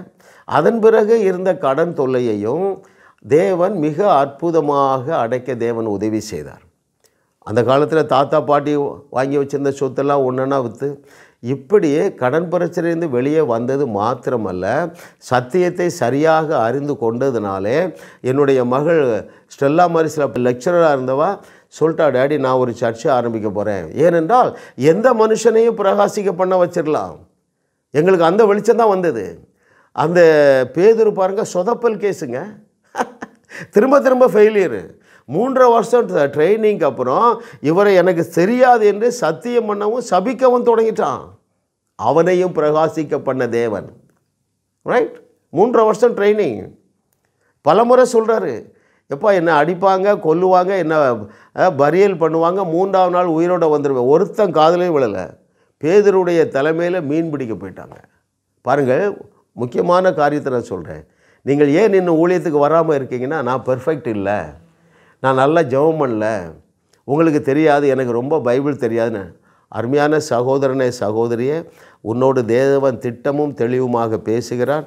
இப்பொழுதே உன் கையில் சில ஊழியத்தை கொடுத்துருக்கிறாரு. அதை நீ உன்னுடைய முழு மனதோடு அதை செய்ய ஆரம்பி. ஒரு 4 பேருக்கு ஆண்டோடைய அன்பை சொல்லிக் கொடு. பேதுரு உன்னோட மோசமான ஆளுப்பா, பள்ளிக்கூடத்துக்கே போகலை, அன்ஸ்கூல்டுன்னு எழுதியிருக்கு அப்போஸ்தலர் நடபடிகளில். ரைட்? 3 வருஷம் கழித்து இயேசு கிறிஸ்து மரித்த கல்லறையிலிருந்து உயிரோட போகிறாருன்னா, இவன் எல்லாத்தையும் கூட்டிட்டு கலிலேயா கடலுக்கு போனது மாத்திரமல்ல, இயேசு கிறிஸ்து போகும்பொழுது இவன் நிர்வாணமாக நின்று மீன் பிடிச்சிட்டு இருக்கான். இயேசு கிறிஸ்துவை பார்த்தோடனே தண்ணீருக்குள்ளே குதித்து நிர்வாணத்தை மறைக்கிறாங்க. அப்படிப்பட்ட பேதுருவைத்தான் என்ன சொன்னார்? இந்த கல்லின் மேல் என் சபையை கட்டுவேன், பாதாளத்தின் வாசல்கள் அதை மேற்கொள்ளுவதில்லை. இதை கேட்டுக்கொண்டிருக்கிற மகனே மகளே, உங்களை அநேகருக்கு தெரியும் எனக்கு ஊழிய அழைப்பு இருக்குன்னு சொல்லி பயப்படாத, தைரியமாக யோர்தானில் கால் வை, தேவன் வழியை திறப்பார். ரைட்? அப்போது அப்படி எங்களுடைய மூத்த மகள் வேலையை ரிசைன் பண்ணிட்டு நாங்கள் இந்த கோர்ஸ் முடித்த உடனே அந்த பைபிள் காலேஜ் பாருங்கள், நாட் ஓன்லி ஃபார் மினிஸ்ட்ரி, ஊழியம் செய்வதற்கு மாத்திரமல்ல, உங்களுடைய வாழ்க்கையில் உங்களுடைய குடும்பத்தை நடத்துகிறதற்கு, பிரச்சனைகளை மேற்கொள்வதற்கு, உங்கள் பிஸ்னஸில் சக்ஸஸ்ஃபுல்லாக பண்ணுகிறதற்கு காரிஸ் பைபிள் கல்லூரியில் சேருங்கள். தமிழில் வேணால் அமேசிங் கிரேஸ் பைபிள் காலேஜில் சேருங்க. சத்தியத்தை நீங்கள் சரியாக அறிவீர்கள். வியாதியிலிருந்து வெளியே வருவீங்க, விபத்திலிருந்து வெளியே வருவீங்க, விரக்தியிலிருந்து, வியாகுலத்திலிருந்து வெளியே வருவீங்க, குடும்பத்தில் சமாதானத்தை அனுபவிப்பீர்கள். ஏனென்றால் அதில் ஒன்றும் மாயம் மந்திரம் இல்லை, சத்தியத்தை நீங்கள் சரியாக அறிந்து கொள்ளுவீர்கள். எனக்கு இப்போ வியாதி இல்லைங்க, கிருபை. ஒரு 10,000 வியாதியஸ்தர்களை சுகமாக்கியிருக்கிறேன், அது அவருடைய கிருபை. தொலைபேசி மூலமாக அற்புதம் நடக்காத நாளே இல்லை, அவருடைய கிருபை. கிருபை என்றால் 2 தான். உங்களை நிபந்தனை இல்லாமல் நேசிக்கிறாரே, அது கிருபை. 2வது, அவர் செய்ததை விட பெரிய அற்புதங்களை செய்யக்கூடிய ஆற்றலினால் உங்களை நிறைத்து வைத்திருக்கிறாரே. இந்த 2ஐயும் நீங்கள் அறிந்து கொள்வதுதான் சத்தியத்தை அறிகிற அறிவுங்க. அற்புதம் நடக்காத நாளே இல்லைங்க. என்னுடைய செய்தியை கேட்டு ஒரு அம்மா 80 செய்தியை கேட்டிருக்காங்க. நான் அவங்கள பார்த்ததே இல்லை.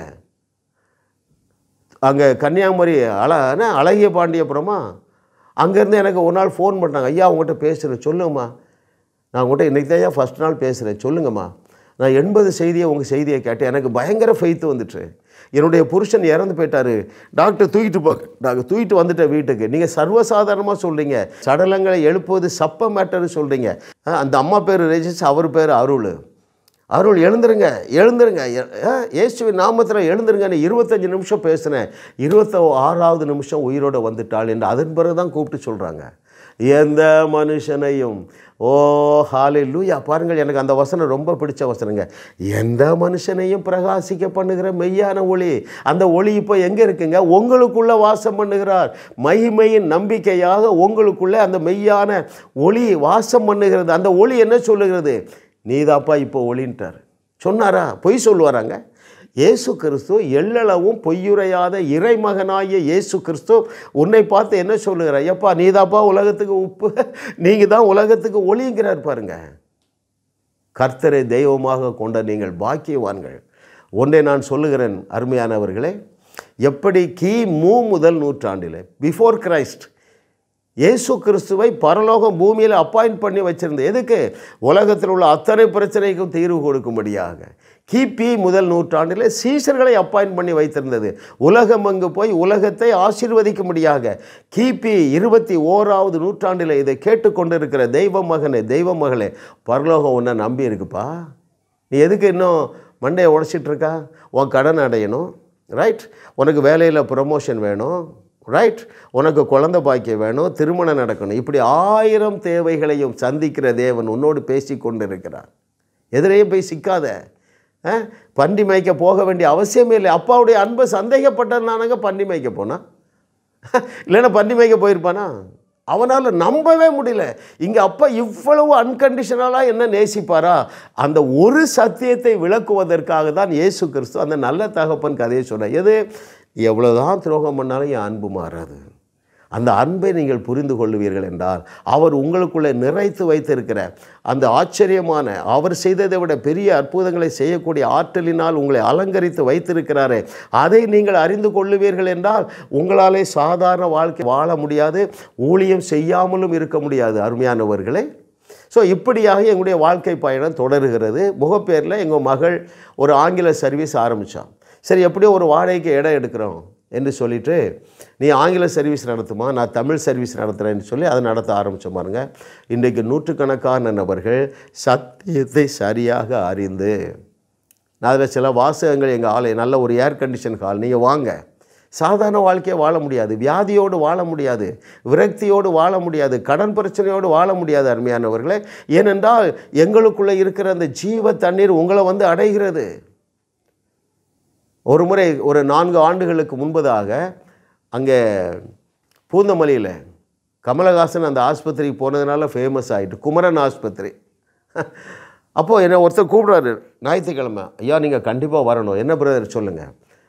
எங்களுடைய அக்கா மகன் அவங்க வந்து நாளைக்கு சர்ஜரி. என்ன சர்ஜரி? மண்டையை பிளந்து மூளையில் சர்ஜரி பண்ண போகிறாங்க. ஏன்னா 15 நாள் கோமா ஸ்டேஜில் இருக்கார், ஐசியூவில் இருக்கிறார்.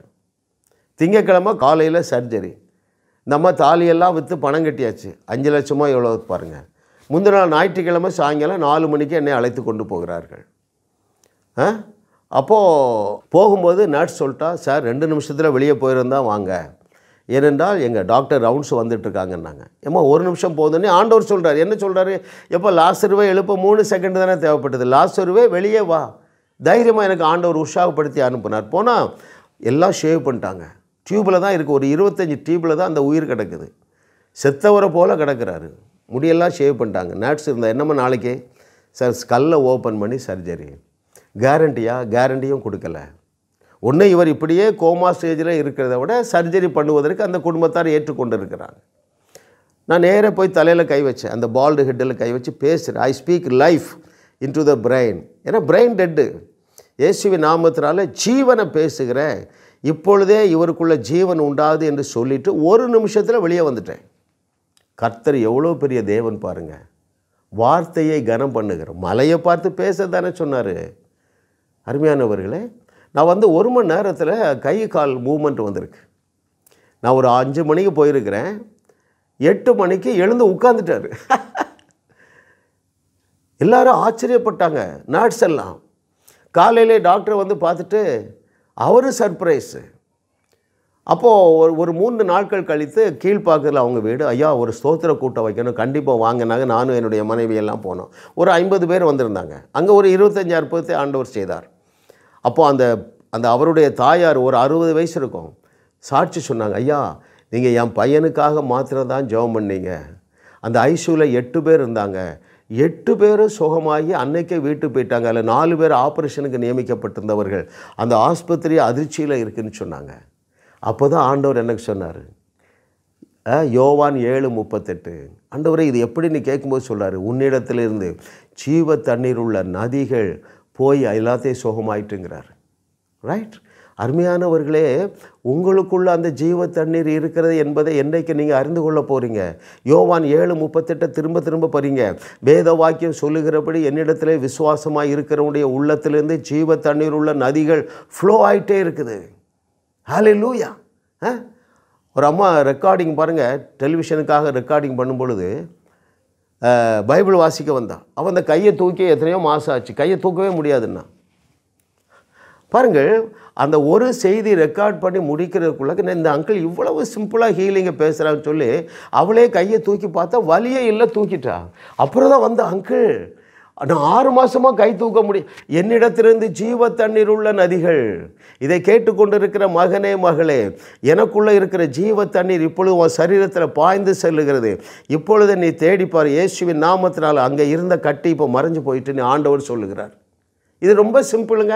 எனக்கு ஒரு வாஞ்சை, அருமையானவர்களே, இன்றைக்கி நீங்கள் பார்த்தீங்கன்னா அற்புதங்களையும் தேவனையும் பிரிக்க முடியாது, அற்புதங்களையும் அப்போஸ்தலர்களையும் பிரிக்க முடியாது, அற்புதங்களையும் அப்போஸ்தலர் நடபடிகளையும் பிரிக்க முடியாதுங்க. மத்தேயு, மார்க்கு, லூக்கா, யோவான் அப்போஸ்தலர்கள் இருக்கிற மிரக்கிள்ஸை எடுத்துட்டா பாதி தான் இருக்கும். நான் என்ன சொல்ல வருகிறேன் என்றால், நீங்கள் உலகிற்கு உப்பு, உலகத்திற்கு ஒளி, நான் செய்ததை விட பெரிய, அதாவது உங்கள் எல்லாராலும் அற்புதம் செய்ய முடியும், அற்புதம் செய்ய வேண்டும். அற்புதம் செய்கிறதுல ஒரே ஒரு சீக்ரெட் இருக்குது, சொல்லி தரட்டுமா? There is only one secret in performing miracles. அது என்ன தெரியுமா? அதாவது சீக்ரெட்டே இல்லை என்கிறதா சீக்ரெட்டுங்க. நான் பார்த்துட்டேன், ஒரு 5 ஆண்டுகளில் ஒரு 10,000 ஹீலிங் நடந்திருக்கு. எந்த இடத்துல நான் கஷ்டப்படலை. இயேசுவை பின்பற்றுகிற இயேசு கிறிஸ்து பிரச்சனைக்கு முன்பதாக ஜெபிக்கலை, பேச தான் சொன்னார், பேச செய்து காட்டு அந்த அத்திமரத்தை பட்டுபோக பண்ணினார் பாருங்கள். ரைட்? அந்த தேவனை நாம் தேவனாக கொண்டிருக்கிறோம். அவர் நீங்கள் ஏன் ஊழியத்துக்கு வர மறுக்கிறீர்கள் தெரியுமா? உங்களுக்குள்ளே வைத்திருக்கிற அந்த அற்புதம் செய்யக்கூடிய ஆற்றலை குறித்த நாலேஜ் இல்லை. ரைட்? இன்றைக்கி பாருங்கள், ஆண்டவர் என்ன சொல்லி அனுப்புனார்? அற்புதங்களினாலும் அடையாளங்களினாலும் தேவன் தன்னுடைய வார்த்தையை உறுதி செய்ய உங்களை பெரிய மிராக்கிள் ஒர்க்கராக வைத்திருக்கிறார். அப்போ அற்புதம் செய்கிறதுல சீக்கிரட்டே இல்லை. நம்பர் 2 நீங்கள் தெரிந்து கொள்ள வேண்டியது, ஊழியங்களிலே லகுவான ஊழியம் அற்புதம் செய்கிறது தான். கை வச்சா அற்புதம் நடக்குங்க, இதில் சீக்கிரட் இல்லை, கஷ்டம் இல்லை. ரைட்? இப்படி அருமையானவர்களே, ஏன் இன்னைக்கு அற்புதம் செய்ய எல்லாரும் பயப்படுறீங்க? நான் சொல்லட்டுமா? ரொம்ப சிம்பிள், எல்லாமே சிம்பிளுங்க. The Lord has made everything simple. என்னுடைய வழிகள், என்னுடைய சுமை லகுவானது, என்னுடைய வழி மிகுவானது. இங்கிலீஷில் எப்படி இருக்குது? It is pleasant. பாருங்கள், ஊழியம் செய்கிறதுக்கு தேவன் தந்திருக்கிற லகுவான ஊழியம் மிராக்கிள் ஒர்க்கிங் பவர். ஏன் நீங்கள் தயங்குறீங்கன்னா, அது பெரிய பரிசுத்தவான்களால் தான் முடியும், பெரிய ஊழியர்களால் தான் முடியும் என்கிற பொய்யை பிசாசு சக்ஸஸ்ஃபுல்லாக நம்ப வச்சுட்டான். டிஜிஎஸ் ஐயாவால் தான் முடியும். அப்படி இல்லை அருமையானவர்களே. எங்கள் சபைக்கு 3 வயது ஒரு பிள்ளை வர்றா, ஒரு 100 மிராக்கிள் பண்ணியிருக்கிறான். நான் மெசேஜ் கொடுக்கும்போது கேட்பேன், யாராவது சிக்காரிங்களையும் கேட்டேன். அந்த அம்மா இந்த 3 வயது பிள்ளை முன்னால் வச்சுட்டு அந்த தாய் மடியில் வச்சுருப்பா. யாராவது பின்னால் கை வைச்சுனா ஓடி போய் கை வைப்பா. அற்புதம் நடந்துருதுங்க. வியாதியஸ்தர் மேல் கைகளை வைத்தா சுகமாகுது, பேசுனா சுகமாகுது. ரைட்? அவ்வளவு எளிதான ஆயுதத்தை தேவன் உங்கள் கையில் வச்சிருக்கிறார். நான் இதில் பஞ்சு பண்ண விரும்புகிறது இதுதான். ஒவ்வொரு மறுபடி பிறந்தவர்களும் மரித்தோரை உயிரோடு எழுப்பக்கூடிய ஆற்றலினால் தேவன் உங்களை அலங்கரித்து வைத்திருக்கிறார். நீங்கள் திரும்ப திரும்ப முட்டாளாக இருக்காதீங்க. எப்படி முட்டாளாக இருக்கிறீங்க நான் சொல்கிறேன். நான் சில கடினமான வார்த்தையை யூஸ் பண்ணுறது உங்களுக்கு நல்லது. நீங்கள் பிசாசுக்கு இடம் கொடுக்க மாட்டீங்க. இன்னும் நல்லா பக்தியாக பரிசுத்தமாக வாழ்ந்து நான் அற்புதம் செய்வேன், தேவையில்லை. நல்ல பைபிள் நாலேஜை தெரிஞ்சுட்டு நான் அற்புதம் செய்வேன், தேவையில்லை. நான் ஒரு ஊழியத்தை ஆரம்பிச்சுட்டு அற்புதம் செய்வேன், தேவையில்லை. இப்பொழுதே ஒரே ஒரு கண்டிஷனுங்க, அதெல்லாம் இயேசு சொல்கிறாரு. என்ன சொல்கிறாரு? விசுவாசிக்கிறவர்களாக நடக்கிற அடையாளங்களாக பவுல் சொல்கிறார் இல்லையா? நீங்கள் விசுவாசித்ததுனால தாங்க இயேசு கிறிஸ்து தேவன் என்று அறிந்து கொண்டீர்கள். It is more then enough. நீங்கள் கை வச்சு பாருங்கள். நீங்கள் 4 பேர் மேலே கை வைங்க, 2 பேர் சுகமாயிருவாங்க. ஒரே ஒரு வார்த்தை சொல்லுங்கள், இயேசுவின் நாமத்தினால இந்த கேன்சர் கட்டி மறைந்து போவதாக பேசுங்க. எவனாகிலும், எந்த குப்பான் சுப்பானாகிலும் மலை போல் இருக்கிற பிரச்சனையை பார்த்து பேசுனா அது சமுத்திரத்தில் தள்ளுண்டு போகும் என்று மெய்யாகவே சொல்லுகிறேன் என்று சொல்லுகிறார் பாருங்கள். தொலைபேசி மூலமாக ட்ரை பண்ணுங்கள். உங்களுக்கு ஒரு பயிற்சி வேணுமா? நாங்கள் இலவசமாக கொடுக்குறோம். என்னிடத்த வாங்க, உலகத்தில் எங்கே இருந்தாலும் வாங்க, நான் உங்களை கூட்டிகிட்டு ஒரு கவர்மெண்ட் ஹாஸ்பிட்டல் போயிடுறேன். நீங்கள் கை வைங்க. 1 மணி நேரத்தில் குறைந்தது 25 பேரை தேவன் உங்கள் மூலமாக சுகமாக்குவார். அருமையானவர்களே, you are fully loaded with super natural power. இயேசு பொய் சொல்ல மாட்டாருன்னு தெரியும். அவர் என்ன சொன்னார்? நீங்கள் நான் செய்ததையே செய்வீர்கள், இதை விட பெரிய கிரியைகளையே செய்வீர்கள். பெரிய கிரியைனா என்ன? இயேசுகிட்ட கேட்போமா, ஆண்டவரே என்னுடைய ஸ்டேட்டஸ் என்ன? எப்போ நீ வசனத்தினால தான் ரட்சிக்கப்பட்டா? வசனத்தை பெற்றுக்கொண்டவர்கள் தேவர்கள். யோவான் 10:34-35 அது தவறாது. அதாவது தேவனை போல சக்தி மிக்கவர்களாக நீங்கள் இருக்கிறீர்கள். இதை அறிந்து கொண்ட நாளிலிருந்து அற்புதம் நடக்காத நாளை இல்லை. அந்த வெளிச்சத்துக்குள்ளே வந்துடுங்க. உங்களுக்கு இலவசமாக பயிற்சி கொடுக்க நான் ஆயத்தமாக இருக்கிறேன். ரைட்? ஸோ இப்படியாக எங்கள் வாழ்க்கை பயணம் சென்று கொண்டே இருக்கிறதுனால வழிநெடுக அற்புதங்கள், வழிநெடுக ஆசீர்வாதங்கள். நான் பாருங்கள், என்னுடைய தொழிற்சாலையில் 120 பேர் வேலை பார்த்தாங்க. ஆனால் கடனுக்கு மேலே கடன், நெருக்கத்தின் மேலே நெருக்கம், வேறு என்ன, மிஸ் அண்டர்ஸ்டாண்டிங், ஃபேமிலியில் சமாதானம் இல்லை. பணப்பிரச்சனை வந்தால் தான் மனைவி மதிக்க மாட்டார்களா? ரைட்? அப்படிப்பட்ட ஒரு சூழ்நிலை வாழ்ந்து கொண்டிருக்கும் பொழுது சத்தியத்தை சரியாக அறிந்ததுனால முதலாவது என்னுடைய வியாதிகள் 3 என்னை விட்டு போய்விட்டன. அடுத்தது எங்கள் பிள்ளைகளுக்கு திருமணமாகி அங்கேயும் பிரச்சனை பாருங்கள், மிஸ் அண்டர்ஸ்டாண்டிங் வருது, ஈகோ வருது. தேவ கிருபையை சத்தியத்தின்படி அறிந்த பிறகு எங்கள் பிள்ளைகள் 2 பேர் தான் அந்த பைபிள் காலேஜில் படிச்சு, மருமகன்களுடைய கேரக்டர்ஸும் மாறுகிறது. ஈகோவிலேருந்து வெளியே வர்றாங்க. இன்றைக்கு நான் சாட்சியாக சொல்கிறேன் பாருங்கள். நாங்கள் அந்த தொழில் செய்யும் பொழுது, கன்ஸ்ட்ரக்ஷனில் இருக்கும் பொழுது நிறைய சம்பாதிப்போம், கையில் ஒன்றுமே மீதி இருக்காது. என்னாலும் கடன் தான் இருக்கும். ஏன்னா தேவ கிருபையை சத்தியத்தின்படி அறியவில்லை. கொலோசையர் 1:6 பாருங்கள். தேவ கிருபையை சத்தியத்தின்படி அறிஞ்சவங்க கடன்காரங்க தொல்லை நின்றுச்சு. அப்புறம் என்னாச்சு? கையில் பணம் நிற்க ஆரம்பிக்குது. ரைட்? எங்கள் பிள்ளைகளுடைய வாழ்க்கையில் அதே தான். வீடு இல்லை. அந்த வேதாகம கல்லூரிக்கு போகும்போது என்னுடைய 2 பெண் பிள்ளைகளுக்கும் சொந்த வீடு கிடையாது. எனக்கு கிருபை பாருங்கள், எல்லாமே இந்த சத்தியத்திற்குள்ளே வந்த பிறகு 3 பேருக்கும் 3 வீடுகளை சென்னையிலே தேவன் கொடுத்து இருக்கிறார். அவர்களுடைய வருமானம் பெருகுகிறது, சம்பளம் கூடுது, ப்ரொமோஷன் ஆஃப்டர் ப்ரொமோஷன். ஆட்டு இடையனை அற்புதமாக ப்ரொமோட் பண்ணி சிங்காசனத்தில் வீட்டிற்கு செய்கிற தேவன் அல்லவா? அந்த அடிமையை அதிசயமாக அந்த எஸ்தரை அரசியாக்கி அங்கே சிங்காசனத்தில் உட்கார வைத்து அழகு பார்த்த தேவன் உன்னோடு பேசி கொண்டு இருக்கிறார். எங்களுடைய சபைக்கு பேர் கிங்ஸ் அண்ட் குயின்ஸ் அசம்பிளி, ராஜா ராணிகளின் சபை. தேவன் நம்ம எப்படி அழைச்சிருக்காங்க? ராஜாக்களாக, லேவியர்களாக. அப்போ ராஜானா ராணி உண்டு இல்லையா? அருமையான தேவனுடைய பிள்ளைகளே, தேவன் உங்களுக்கு ஒரு மேலான வாழ்க்கையை வைத்திருக்கிறார். சரியான சத்தியத்தை அறிஞ்சு கொள்ளுங்கள். இப்பொழுது எங்களுக்கு 4 பேர பிள்ளைகளுங்க. கிருபை கிருபை கிருபை. ஒருத்தருக்கு வியாதி இல்லைங்க. ஏன்? அவருடைய தழும்புகளால் குணமானீர்கள் என்கிற வார்த்தை மாம்சமாகுது. வார்த்தை பைபிளில் தான் இருந்தது, பேப்பரில் இருந்தது. இப்பொழுது எங்களுடைய அனுபவமாக மாறுகிறது. அருமையானவர்களே, நானும் என்னுடைய 2 பிள்ளைகளுடைய குடும்பமும் அநேகருக்கு ஆசீர்வாதமாக இருக்கிறோம். எல்லாருக்கும் யூடியூப் சேனலு. என்னுடைய 2 பேர பிள்ளைகள் அமெரிக்காவுக்கு சென்று 6 மாதம்தான் ஆகுதுங்க. ஸ்கூலில் ஒரு கேர்ள் என்னது, ஃபுட்பால் பிளேயரு, கொயர் மெம்பரு. மூத்தவா அங்கே உள்ள ஒரு ஆங்கிலேயர்கள் வருகிற ஒரு சபையில் ஒர்ஷிப் லீட் பண்ணுற. இது எல்லாமே சுத்த கிருபை. எந்த 2ஐ புரிந்து கொள்ள வேண்டும்? தேவன் உங்கள் மீது வைத்திருக்கிற அந்த அளவற்ற அன்பு, அது நிபந்தனை இல்லாத அன்பு, அது அகாப்பே அன்பு. 2வது நீங்கள் என்ன புரிந்து கொள்ள வேண்டும்? இயேசு கிறிஸ்து செய்தவைகளையே செய்து அதைவிட மிகப்பெரிய அற்புதங்களையே செய்யக்கூடிய ஆற்றல் ஒவ்வொரு விசுவாசிக்குள்ளேயும் மறுபடி பிறந்த நாளே வந்து விட்டது. இந்த 2ஐ நீங்கள் பிடிச்சிக்கிடுங்க. உங்களுடைய கவலையெல்லாம் தன்னால் போயிடும். ஹல்லேலூயா. அருமையானவர்களே, இன்றைக்கு எனக்கு எந்த கடனும் இல்லை. எல்லாமே சூப்பர் நேச்சுரல் ப்ரொவிஷன். என்னுடைய மருமக்களே என்னுடைய கடன்களை அடைச்சிட்டாங்கங்க. அவ்வளவு ஸ்டிஃபாக இருக்கும்.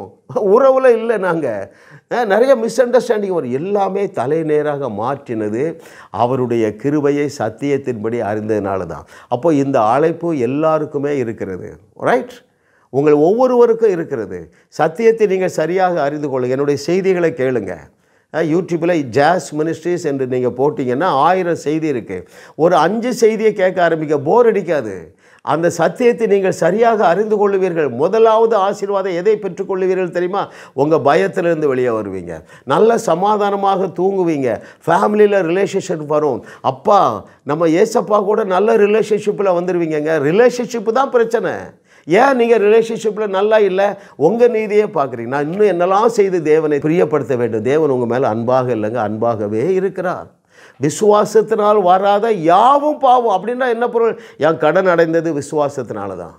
என்னுடைய 3 வியாதிகள் நீங்கினது விசுவாசத்தினாலே தான். நான் தேவ நீதிமான் ஆக்கப்பட்டது விசுவாசத்தினாலே தான். என்னுடைய தரித்திரம் நீங்கிச்சு பாருங்கள். 2 கொரிந்தியர் 8:9, 2 கொரிந்தியர் 9:8 இந்த 2 வசனங்கள் நான் திரும்ப சொல்கிறேன், குறித்து வச்சுடுங்க. சரிங்களா? இதை நீங்கள் தியானிங்க. உங்கள் கடன் பிரச்சனை வெளியே வருவீர்கள். 2 கொரிந்தியர் 8:9, 2 கொரிந்தியர் 9:8. நீங்கள் கோடீஸ்வரன் ஆக வேண்டுங்க. ஏன் தெரியுமா? சகலவித நற்கிரியைகளும் நீங்கள் பெருக வேண்டும். அந்த நாட்களில் வெள்ளைக்காரங்க கோடீஸ்வரனாக இருந்தால் பாருங்கள். தமிழ்நாட்டில் நூற்றுக்கணக்கான பள்ளிக்கூடம் கட்டிட்டாங்க, நூற்றுக்கணக்கான கல்லூரிகள் கட்டினார்கள், நூற்றுக்கணக்கான ஆலயங்களுக்கு. அப்போ எவ்வளோ பெரிய கோடீஸ்வரனாக இருந்திருக்கா? நீங்கள் அதை செய்ய வேண்டாமா? ஆபிரகாமுடைய பூமி தாங்க முடியாத ஆசீர்வாதங்களினால் தேவன் உங்களை அலங்கரிக்க ஆவலாக இருக்கிறார். ஏன்? 9:8 2 கொரிந்தியர், சகலவித நற்கிரியைகளிலும் நீங்கள் பெருக வேண்டும். ரைட்? எனக்கு பல ஊழியர்கள் நார்த் இந்தியாவில் இருக்காங்கங்க. என்னுடைய சொந்த சகோதரர் அட்வொகேட்டு 40 வருஷமாக மகாராஷ்டிரா காட்டுக்குள்ளே ஊழியர் செய்து 1100 கிராமங்களில் ஊழியர் செய்கிறாரு. ஒரு 300 ஊழியர்கள் வைத்திருக்கிறாரு. இன்றைக்கி 100 பேர் வரக்கூடிய அநேக ஞாயிறு ஆராதனை திண்ணையில் நடக்கு, மரத்தடியில் நடக்கு. ஏன்னா ஆலயம் கட்ட முடியல. நீ ஒரு 100 ஆலயம் கட்டுறது என்னைக்காவது யோசிக்கிறீங்களா? நான் தரித்திரமாக இருக்கணும், ஏழையாக இருக்கணும், அந்த பொய்யெல்லாம் நம்பாதீங்க. ஆபிரகாமுடைய ஆசீர்வாதங்களை கலாத்தியர் 3வது அதிகாரத்தில் தேவன் உங்களுக்கு வாக்கு பண்ணியிருக்கிற அவைகளை நீங்கள் சுதந்திரிக்க வேண்டும். எண்ணற்ற ஏழைகளை வாழ வைக்க வேண்டும். ஆண்டவர் என்ன செஞ்சாருங்க? 5 அப்பம் 2 மீனை பெருக செய்தார். 5000 ஆண்களுக்கு விருந்தளித்தார். 5 அப்பம் 2 மீனை பெருக செய்தார். 5000 ஆண்களுக்கு விருந்தளித்தார். உன்னை என்ன செய்வார்? உன்னை தெரியுமா? கோடா கோடியாய் நீ பெருகி. மகனே மகளே, ஏழையாக இருக்கிறியா? இன்றைக்கி கோடி ரூபா கடலில் இருக்கியா? ஆண்டுடைய விருப்பத்தை சொல்கிறேன். கோடா கோடியாய் நீ பெருகி எண்ணற்ற ஏழைகளை வாழ வைப்பாய். இயேசு செய்த கிரியைகளை நீயும் செய்வாய். அதைவிட பெரிய கிரியை நாளும் செய்வாய். ஏன்? உன்னை தேவன் என்று இயேசு சொன்னாரே. உன்னை தேவன் என்று இயேசு சொன்னாரே. அவர் சொன்ன வார்த்தை ஒன்றும் தவறிடாதே. இயேசு செய்த கிரியைகளை நீயும் செய்வாய். அதைவிட பெரிய கிரியை நாளும் செய்வாய். ஒவ்வொரு நாளும் ஒவ்வொரு கண் சிமிட்டுவதை போல உங்களால் அற்புதம் செய்ய முடியும். நான் சேலஞ்ச் பண்ணுறேன். அருமையானவர்களே, என்னோட ஒரே ஒரு 2 மணி நேரம் வாங்குங்க. கீழ்ப்பாக்கு ஆஸ்பத்திரிக்கு போவோம். நீங்கள் கை வைக்கிறீங்க. ஒரு 25 இல்லை 50 பேர் 2 மணி நேரம் இருந்தால் 100 பேரை ஹீல் பண்ணிடலாங்க. உங்கள் விசுவாசம் பெருகிவிடும். அந்த டூல் இல்லாமல் இது எனக்கு உரியது அல்ல, இது பெரிய ஊழியர்களுக்கு, செலக்டட் ஆட்களுக்கு என்று சொல்லி பொய்யை நம்ப வச்சுட்டான். ஆகையினால 2000 ஆண்டுகள் ஆன பிறகும் இந்தியாவில் 2% 3% இருக்கிறோம். அது ஆண்டோடைய சித்தம் அல்ல. அந்த ஆயுதம் இல்லாமல் போகாதீங்க. நான் ஒரு செய்தியில் போட்டிருக்கிறேன், அற்புதம் இல்லாத ஊழியம் அட்டூழியம். பலர் என்னோட தொடர்பு கொள்கிறாங்க, பெரிய பாஸ்டர்ஸ். ஐயா, இந்த சத்தியத்தை நாம் 70 வயசு ஒரு பாஸ்டர் 40 வருஷம் ஊழியம் செய்கிறையா, சபையில் அற்புதமே இல்லை. ஐயா, உங்கள் செய்தி 30 செய்தியை கேட்டையா, ஒவ்வொரு ஞாயிற்றுக்கிழமையும் நான் கூப்பிட்டு ஹீல் பண்ணுறேன். அருமையானவர்களே, சத்தியத்தை நீங்கள் சரியாக அறிந்து கொள்ளுவீர்கள் என்றால், இயேசு கிறிஸ்து உங்களை பற்றி ஒரு 10 சொல்லியிருக்காங்க. அதோடு நான் முடிக்கிறேன். இயேசு கிறிஸ்து இதை கேட்டுக்கொண்டிருக்கிற மகனே மகளே, உன்னை குறித்து சொன்ன 10 வார்த்தை. ரைட்? முதலாவது என்ன சொன்னார்? நீங்கள் உலகத்திற்கு உப்பாக இருக்கிறீர்கள், உலகத்திற்கு ஒளியாக. அப்படின்னா என்ன பொருள் தெரியுமா? உலகத்தில் உள்ள அத்தனை பிரச்சனையை தீர்க்கக்கூடிய ஆற்றல் மிக்கவனாக இதை கேட்டுக்கொண்டு இருக்கிறீர்கள். ரைட். மூன்றாவது என்ன சொன்னார்? உங்களால் கூடாத காரியம் ஒன்றுமிராது. நான்காவது என்ன சொன்னார்? நீங்கள் நான் செய்ததையே செய்வீர்கள், இதை விட பெரிய அற்புதங்களை செய்வீர்கள். அடுத்து என்ன சொன்னார்? நீங்கள் என்னுடைய மாம்சத்தையும் என்னுடைய இரத்தத்தையும் பானம் பண்ணுகிறதுனால நம்ம ரெண்டு பேரும் ஒன்றா இருக்கிறோங்க. நானும் ஏசப்பா ஒன்றா இருக்கிறோம். இன்னொரு விதத்தில் சொன்னால் நான் தான் ஏசப்பா, ஏசப்பா தான் நான். உடனே நீங்கள் நினச்சிடலாம், அங்கிள் நீங்கள் ரொம்ப பெரிய பக்திமான்கள். இல்லை அருமையானவர்களே, நீங்கள் இந்த வெளிச்சத்துக்குள்ளே வந்தீங்கன்னா பக்தியில் வளருவீங்க. இந்த வெளிச்சத்துக்குள்ளே வந்தீங்கன்னா பரிசுத்தத்தில் வளருவீர்கள். ரைட். ஆனாலும் நம்முடைய கீழ்ப்படுதலிலே குறைவு இல்லாமல் இருக்காங்க. வேறு என்ன சொன்னார் உங்களை பற்றி ஆண்டவர்? நீங்கள் என்னுடைய மாம்சத்தை புசிக்கிறதுனால உங்களுக்கு மரணம் கிடையாதுங்க. இது யோவான் 6வது அதிகாரம் 58வது வசனம் சொல்கிறாங்க. அவர்கள் வனாந்தரத்தில் மன்னாவை புசித்தவர்கள் மரித்தார்கள். நீ என்னுடைய மாம்சமாகிய மன்னாவை புசிக்கிறாய், உனக்கு மரணம் கிடையாதுங்க. சொன்னவர் பொய் சொல்லுகிறதுக்கு பவுல் அல்ல, மனுஷன் இல்லைங்க. அல்லேலூயா. இப்படி இயேசு கிறிஸ்து சொன்ன 10 வசனங்களை ஒரு வருஷமாக நான் தியானிக்கிறேன். என்னுடைய சரீரத்தில் காண்டாமிருகத்துக்கு ஒத்த பலனை இயற்கையாகவே நான் பெற்றுக்கொள்ளுகிறேன். நான் இப்போ சென்னையில் இருக்கிறேன், என்னை விட்டிங்கன்னா ஹைதராபாத்துக்கு ஓடியே போயிடலாம். அந்த பலனை தேவன் எனக்கு தந்து கொண்டே இருக்கிறார். ஏன்னா சத்தியத்தை சரியாக அறிகிற வார்த்தை பொய் சொல்லாதுப்பா. என் வயது திரும்ப வாழ என்னுடைய 71 வயசுங்க. எப்படி இருக்கிறேன் பாருங்கள். கிருபை, எல்லாமே கிருபைங்க. நான் நல்லவனும் கிடையாதுங்க. நல்லவன் தான் ஒருத்தர் இல்லைன்னு ஆண்டவரே சொல்லிட்டாரு. ரைட். அருமையானவர்களே, தேவன் உங்களுக்கு குறித்து பெரிய திட்டம் வச்சிருக்கிறாரு. இன்றைக்கே உங்களுக்கு தெரிந்த ஊழியத்தை முழு மனசோடு ஆரம்பிங்க. நான் சில ஊழியத்தை சொல்கிறேன் பாருங்களேன். உங்களுக்கு தெரிந்த சத்தியத்தை 2 பேருக்கு சொல்லிக் கொடுங்க. 2 பேரை உட்கார வச்சு பேசுங்க. அந்த 2 பேர் தான் 2000 பேர் உள்ள சபையாக பெருகி இருக்கிறது. ரைட். பாலியாங்கிச்சோ சபையில் 7 லட்சம் பேர் வராங்க. 7 பேரை வச்சு தான் ஆரம்பித்தார். இன்றைக்கி 7 லட்சம் பேர் வராங்க. ஏன்? அந்த 7 பேருக்கு உண்மையாக சொல்லிக் கொடுத்தார். தனக்கு தெரிஞ்ச சத்தியத்தை சொல்லிக் கொடுத்தார். உங்களுக்கு தெரிஞ்ச சத்தியத்தை சொல்லிக் கொடுங்க. 2வது, அற்புதம் செய்ய துணிகரமாக பாவி அந்த வியாதி மேலே கை வைங்க, தலையில் கை வைங்க, பொத்துன்னு விழுந்துருவாங்க. ஒரு முறை எனக்கு நாகர்கோவிலேருந்து ஒரு ஃபோன் வருது.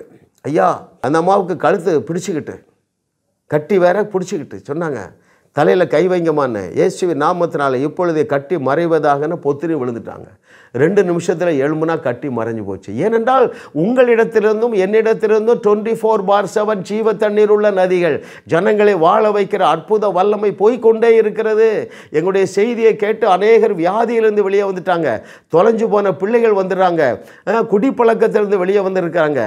ரைட். ஒரே ஒரு சாட்சி பாருங்கள். 17 ஆண்டுகள் சென்னையில் டீனரில் ஒருத்தர் இருக்கார். அவர் பேர் மோகன். குடிக்கு அடிமையாயிட்டார். 6வது வகுப்பு படிக்கிற பிள்ளை வேலைக்கு போனது அப்பா அம்மாவுக்கு சாப்பாடு, கடன் பிரச்சனை, அவ்வளவு கஷ்டம்.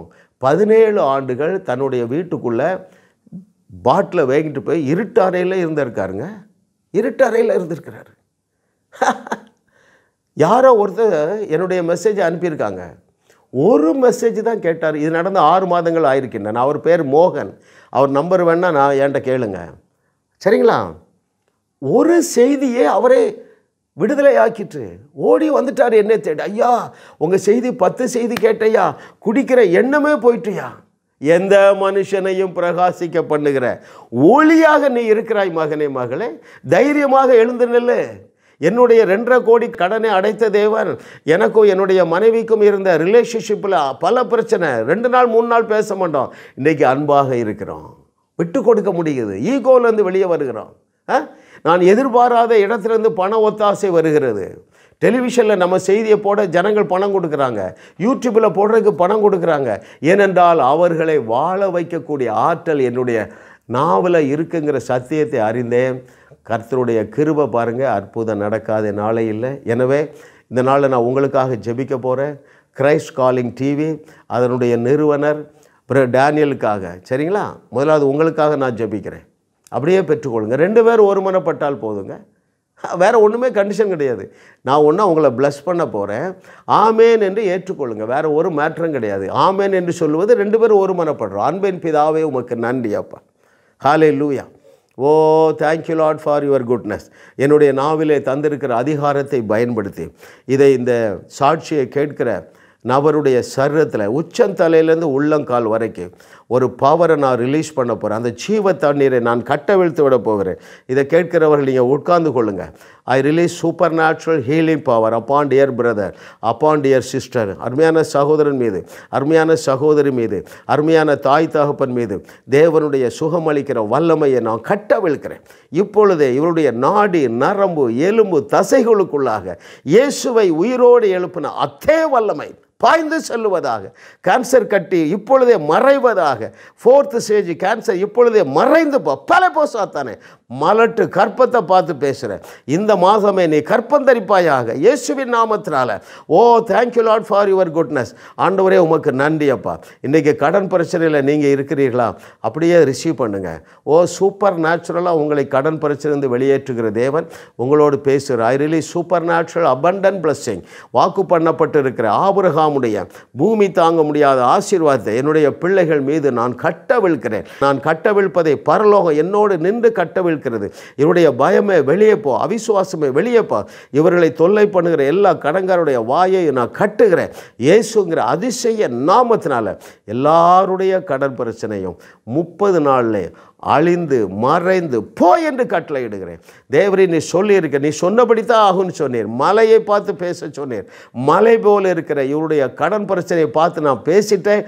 கர்த்தருடைய கரம் நீட்டப்பட்டிருக்கிறது. இனி உங்களை கடன்காரர்கள் தொல்லை செய்ய மாட்டார்கள் என்று கர்த்தர் சொல்லுகிறார். உங்கள் பிள்ளைகளுக்காக செபிக்கிறேன். நீங்கள் பயந்து போயிருக்கீங்க. என் பிள்ளை எப்படி ஆயிடுவானோ, குடிக்க பழக ஆரம்பிச்சிட்டானே, கஞ்சா போட ஆரம்பிச்சிட்டானே, தவறான தொடர்பில் இருக்காங்க. இன்றைக்கி எல்லாவற்றிலும் விடுதலை நீங்கள் அப்படியே பெற்றுக்கொள்ளுகிறீர்களா?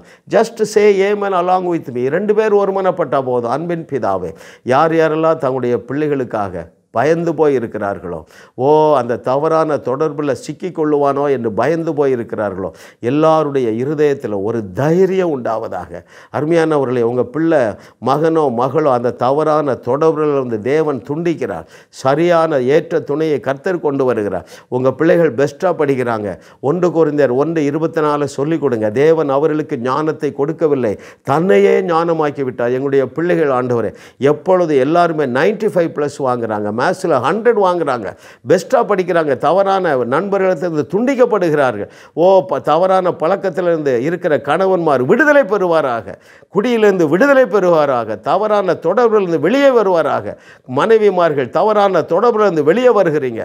ஓ உங்களுடைய பயங்கள்லாம் நீங்கிட்டு உங்களுடைய கிட்னி புதிய கிட்னியாக மாறுகிறது, பேங்கரியா புதிய பேங்கரியாக மாறுகிறது, சக்கரை வியாதி வெளியே போகிறது. தேவரே உம்முடைய வலது கரத்தினால் அந்த பிள்ளைகளை சுகமாக்கி விடுதலையாக்கி விட்டதற்காக உமக்கு நன்றி நன்றி. அதே போல் என்னோடு இணைந்து கொள்ளுங்கள். கிரைஸ்ட் காலிங் டிவி இயேசுவின் நாமத்தினால தேவரே உம்முடைய அற்புத கரத்தை, ஓ அருமையான சகோதரன், அந்த உம்முடைய நீதியின் வலது கரத்தினால் தாங்குவேன் என்று சொன்னீரே. உம்முடைய நீதியின் வலது கரத்தை உம்முடைய மகனாகிய டேனியல் மீது நீர் இப்பொழுதே வைக்கிறதற்காக நன்றி ஆண்டவரே. நீர் தினந்தோறும் அவரை வழிநடத்த போகிறீர். இந்த ஊழியம், இந்த டிவி ஊழியம், இந்த சோஷியல் மீடியா ஊழியம், ஓ இது ஒரு பெரிய டெலிவிஷன் ஊழியமாக மாறப்போகிறதற்காக நன்றி. அதற்கு வேண்டிய கைடன்ஸை நீர் கொடுக்கிறீர். அதற்கு வேண்டிய அநேக ஒத்தாசை செய்யக்கூடிய நண்பர்களை கொடுக்கிறீர்.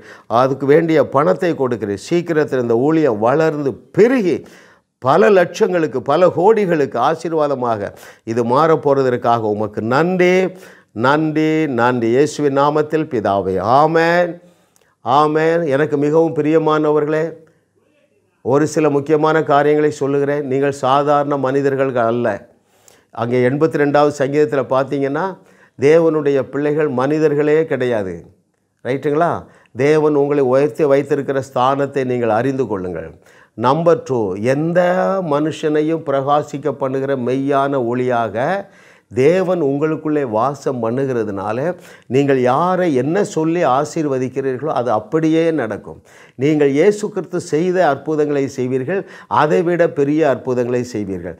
நம்முடைய தலைமுறையில் 21வது நூற்றாண்டில் நம்முடைய வையகத்தை வாழ வைக்கும்படியான தகுதியையும் பரிபூர்ண தகுதியையும் பரிபூர்ண ஆற்றலையும் நீங்கள் பெற்றவர்களாக இருக்கிறீர்கள் என்று சொல்லி இதை குறித்த உங்களுக்கு ஒரு பிரகாசமுள்ள மனக்கண்கள் உண்டாவதாக. இயேசுவின் நாமத்தில் நீங்கள் வாழ்ந்திருப்பீர்கள், வையகத்தையும் வாழ வைப்பீர்கள். இதை கேட்டதற்காக உங்களுக்கு நன்றி. அன்பான கிரைஸ்ட் காலிங் டிவி நேயர்களே, இப்பொழுது நமது ஆவியானவரின் ஏவுதலின்படி ஒரு ஜெபகோபுரம், அதாவது கிரைஸ்ட் காலிங் பிரேயர் ஹவுஸ் நிறுவ பிரயாசப்பட்டு கொண்டிருக்கிறோம். ஆத்தும தாகமும் ஆண்டவரின் தரிசனமும் உள்ளோர் எங்களோடு இணைந்து கரம் கோர்த்து இந்த கிரைஸ்ட் காலிங் டிவி ஜெப வீட்டை கட்டி எழுப்பலாம். வேதம் சொல்லுகிறபடி அவனவன் விசனமாயும் அல்ல, கட்டாயமாயும் அல்ல, உற்சாகமாய் கொடுக்கிறவனிடத்தில் தேவன் பிரியமாயிருக்கிறார் என்கிற வார்த்தையின்படி பாரமுள்ளவர்கள் எங்களுக்காக உதவ முன்வாருங்கள். மேலும் விவரங்களுக்கு எங்களை தொடர்பு கொள்ளுங்கள். தொடர்புக்கு 7677599029. வாருங்கள், நாம் இணைந்து தேவனுடைய ராஜ்யத்தை கட்டுவோம்.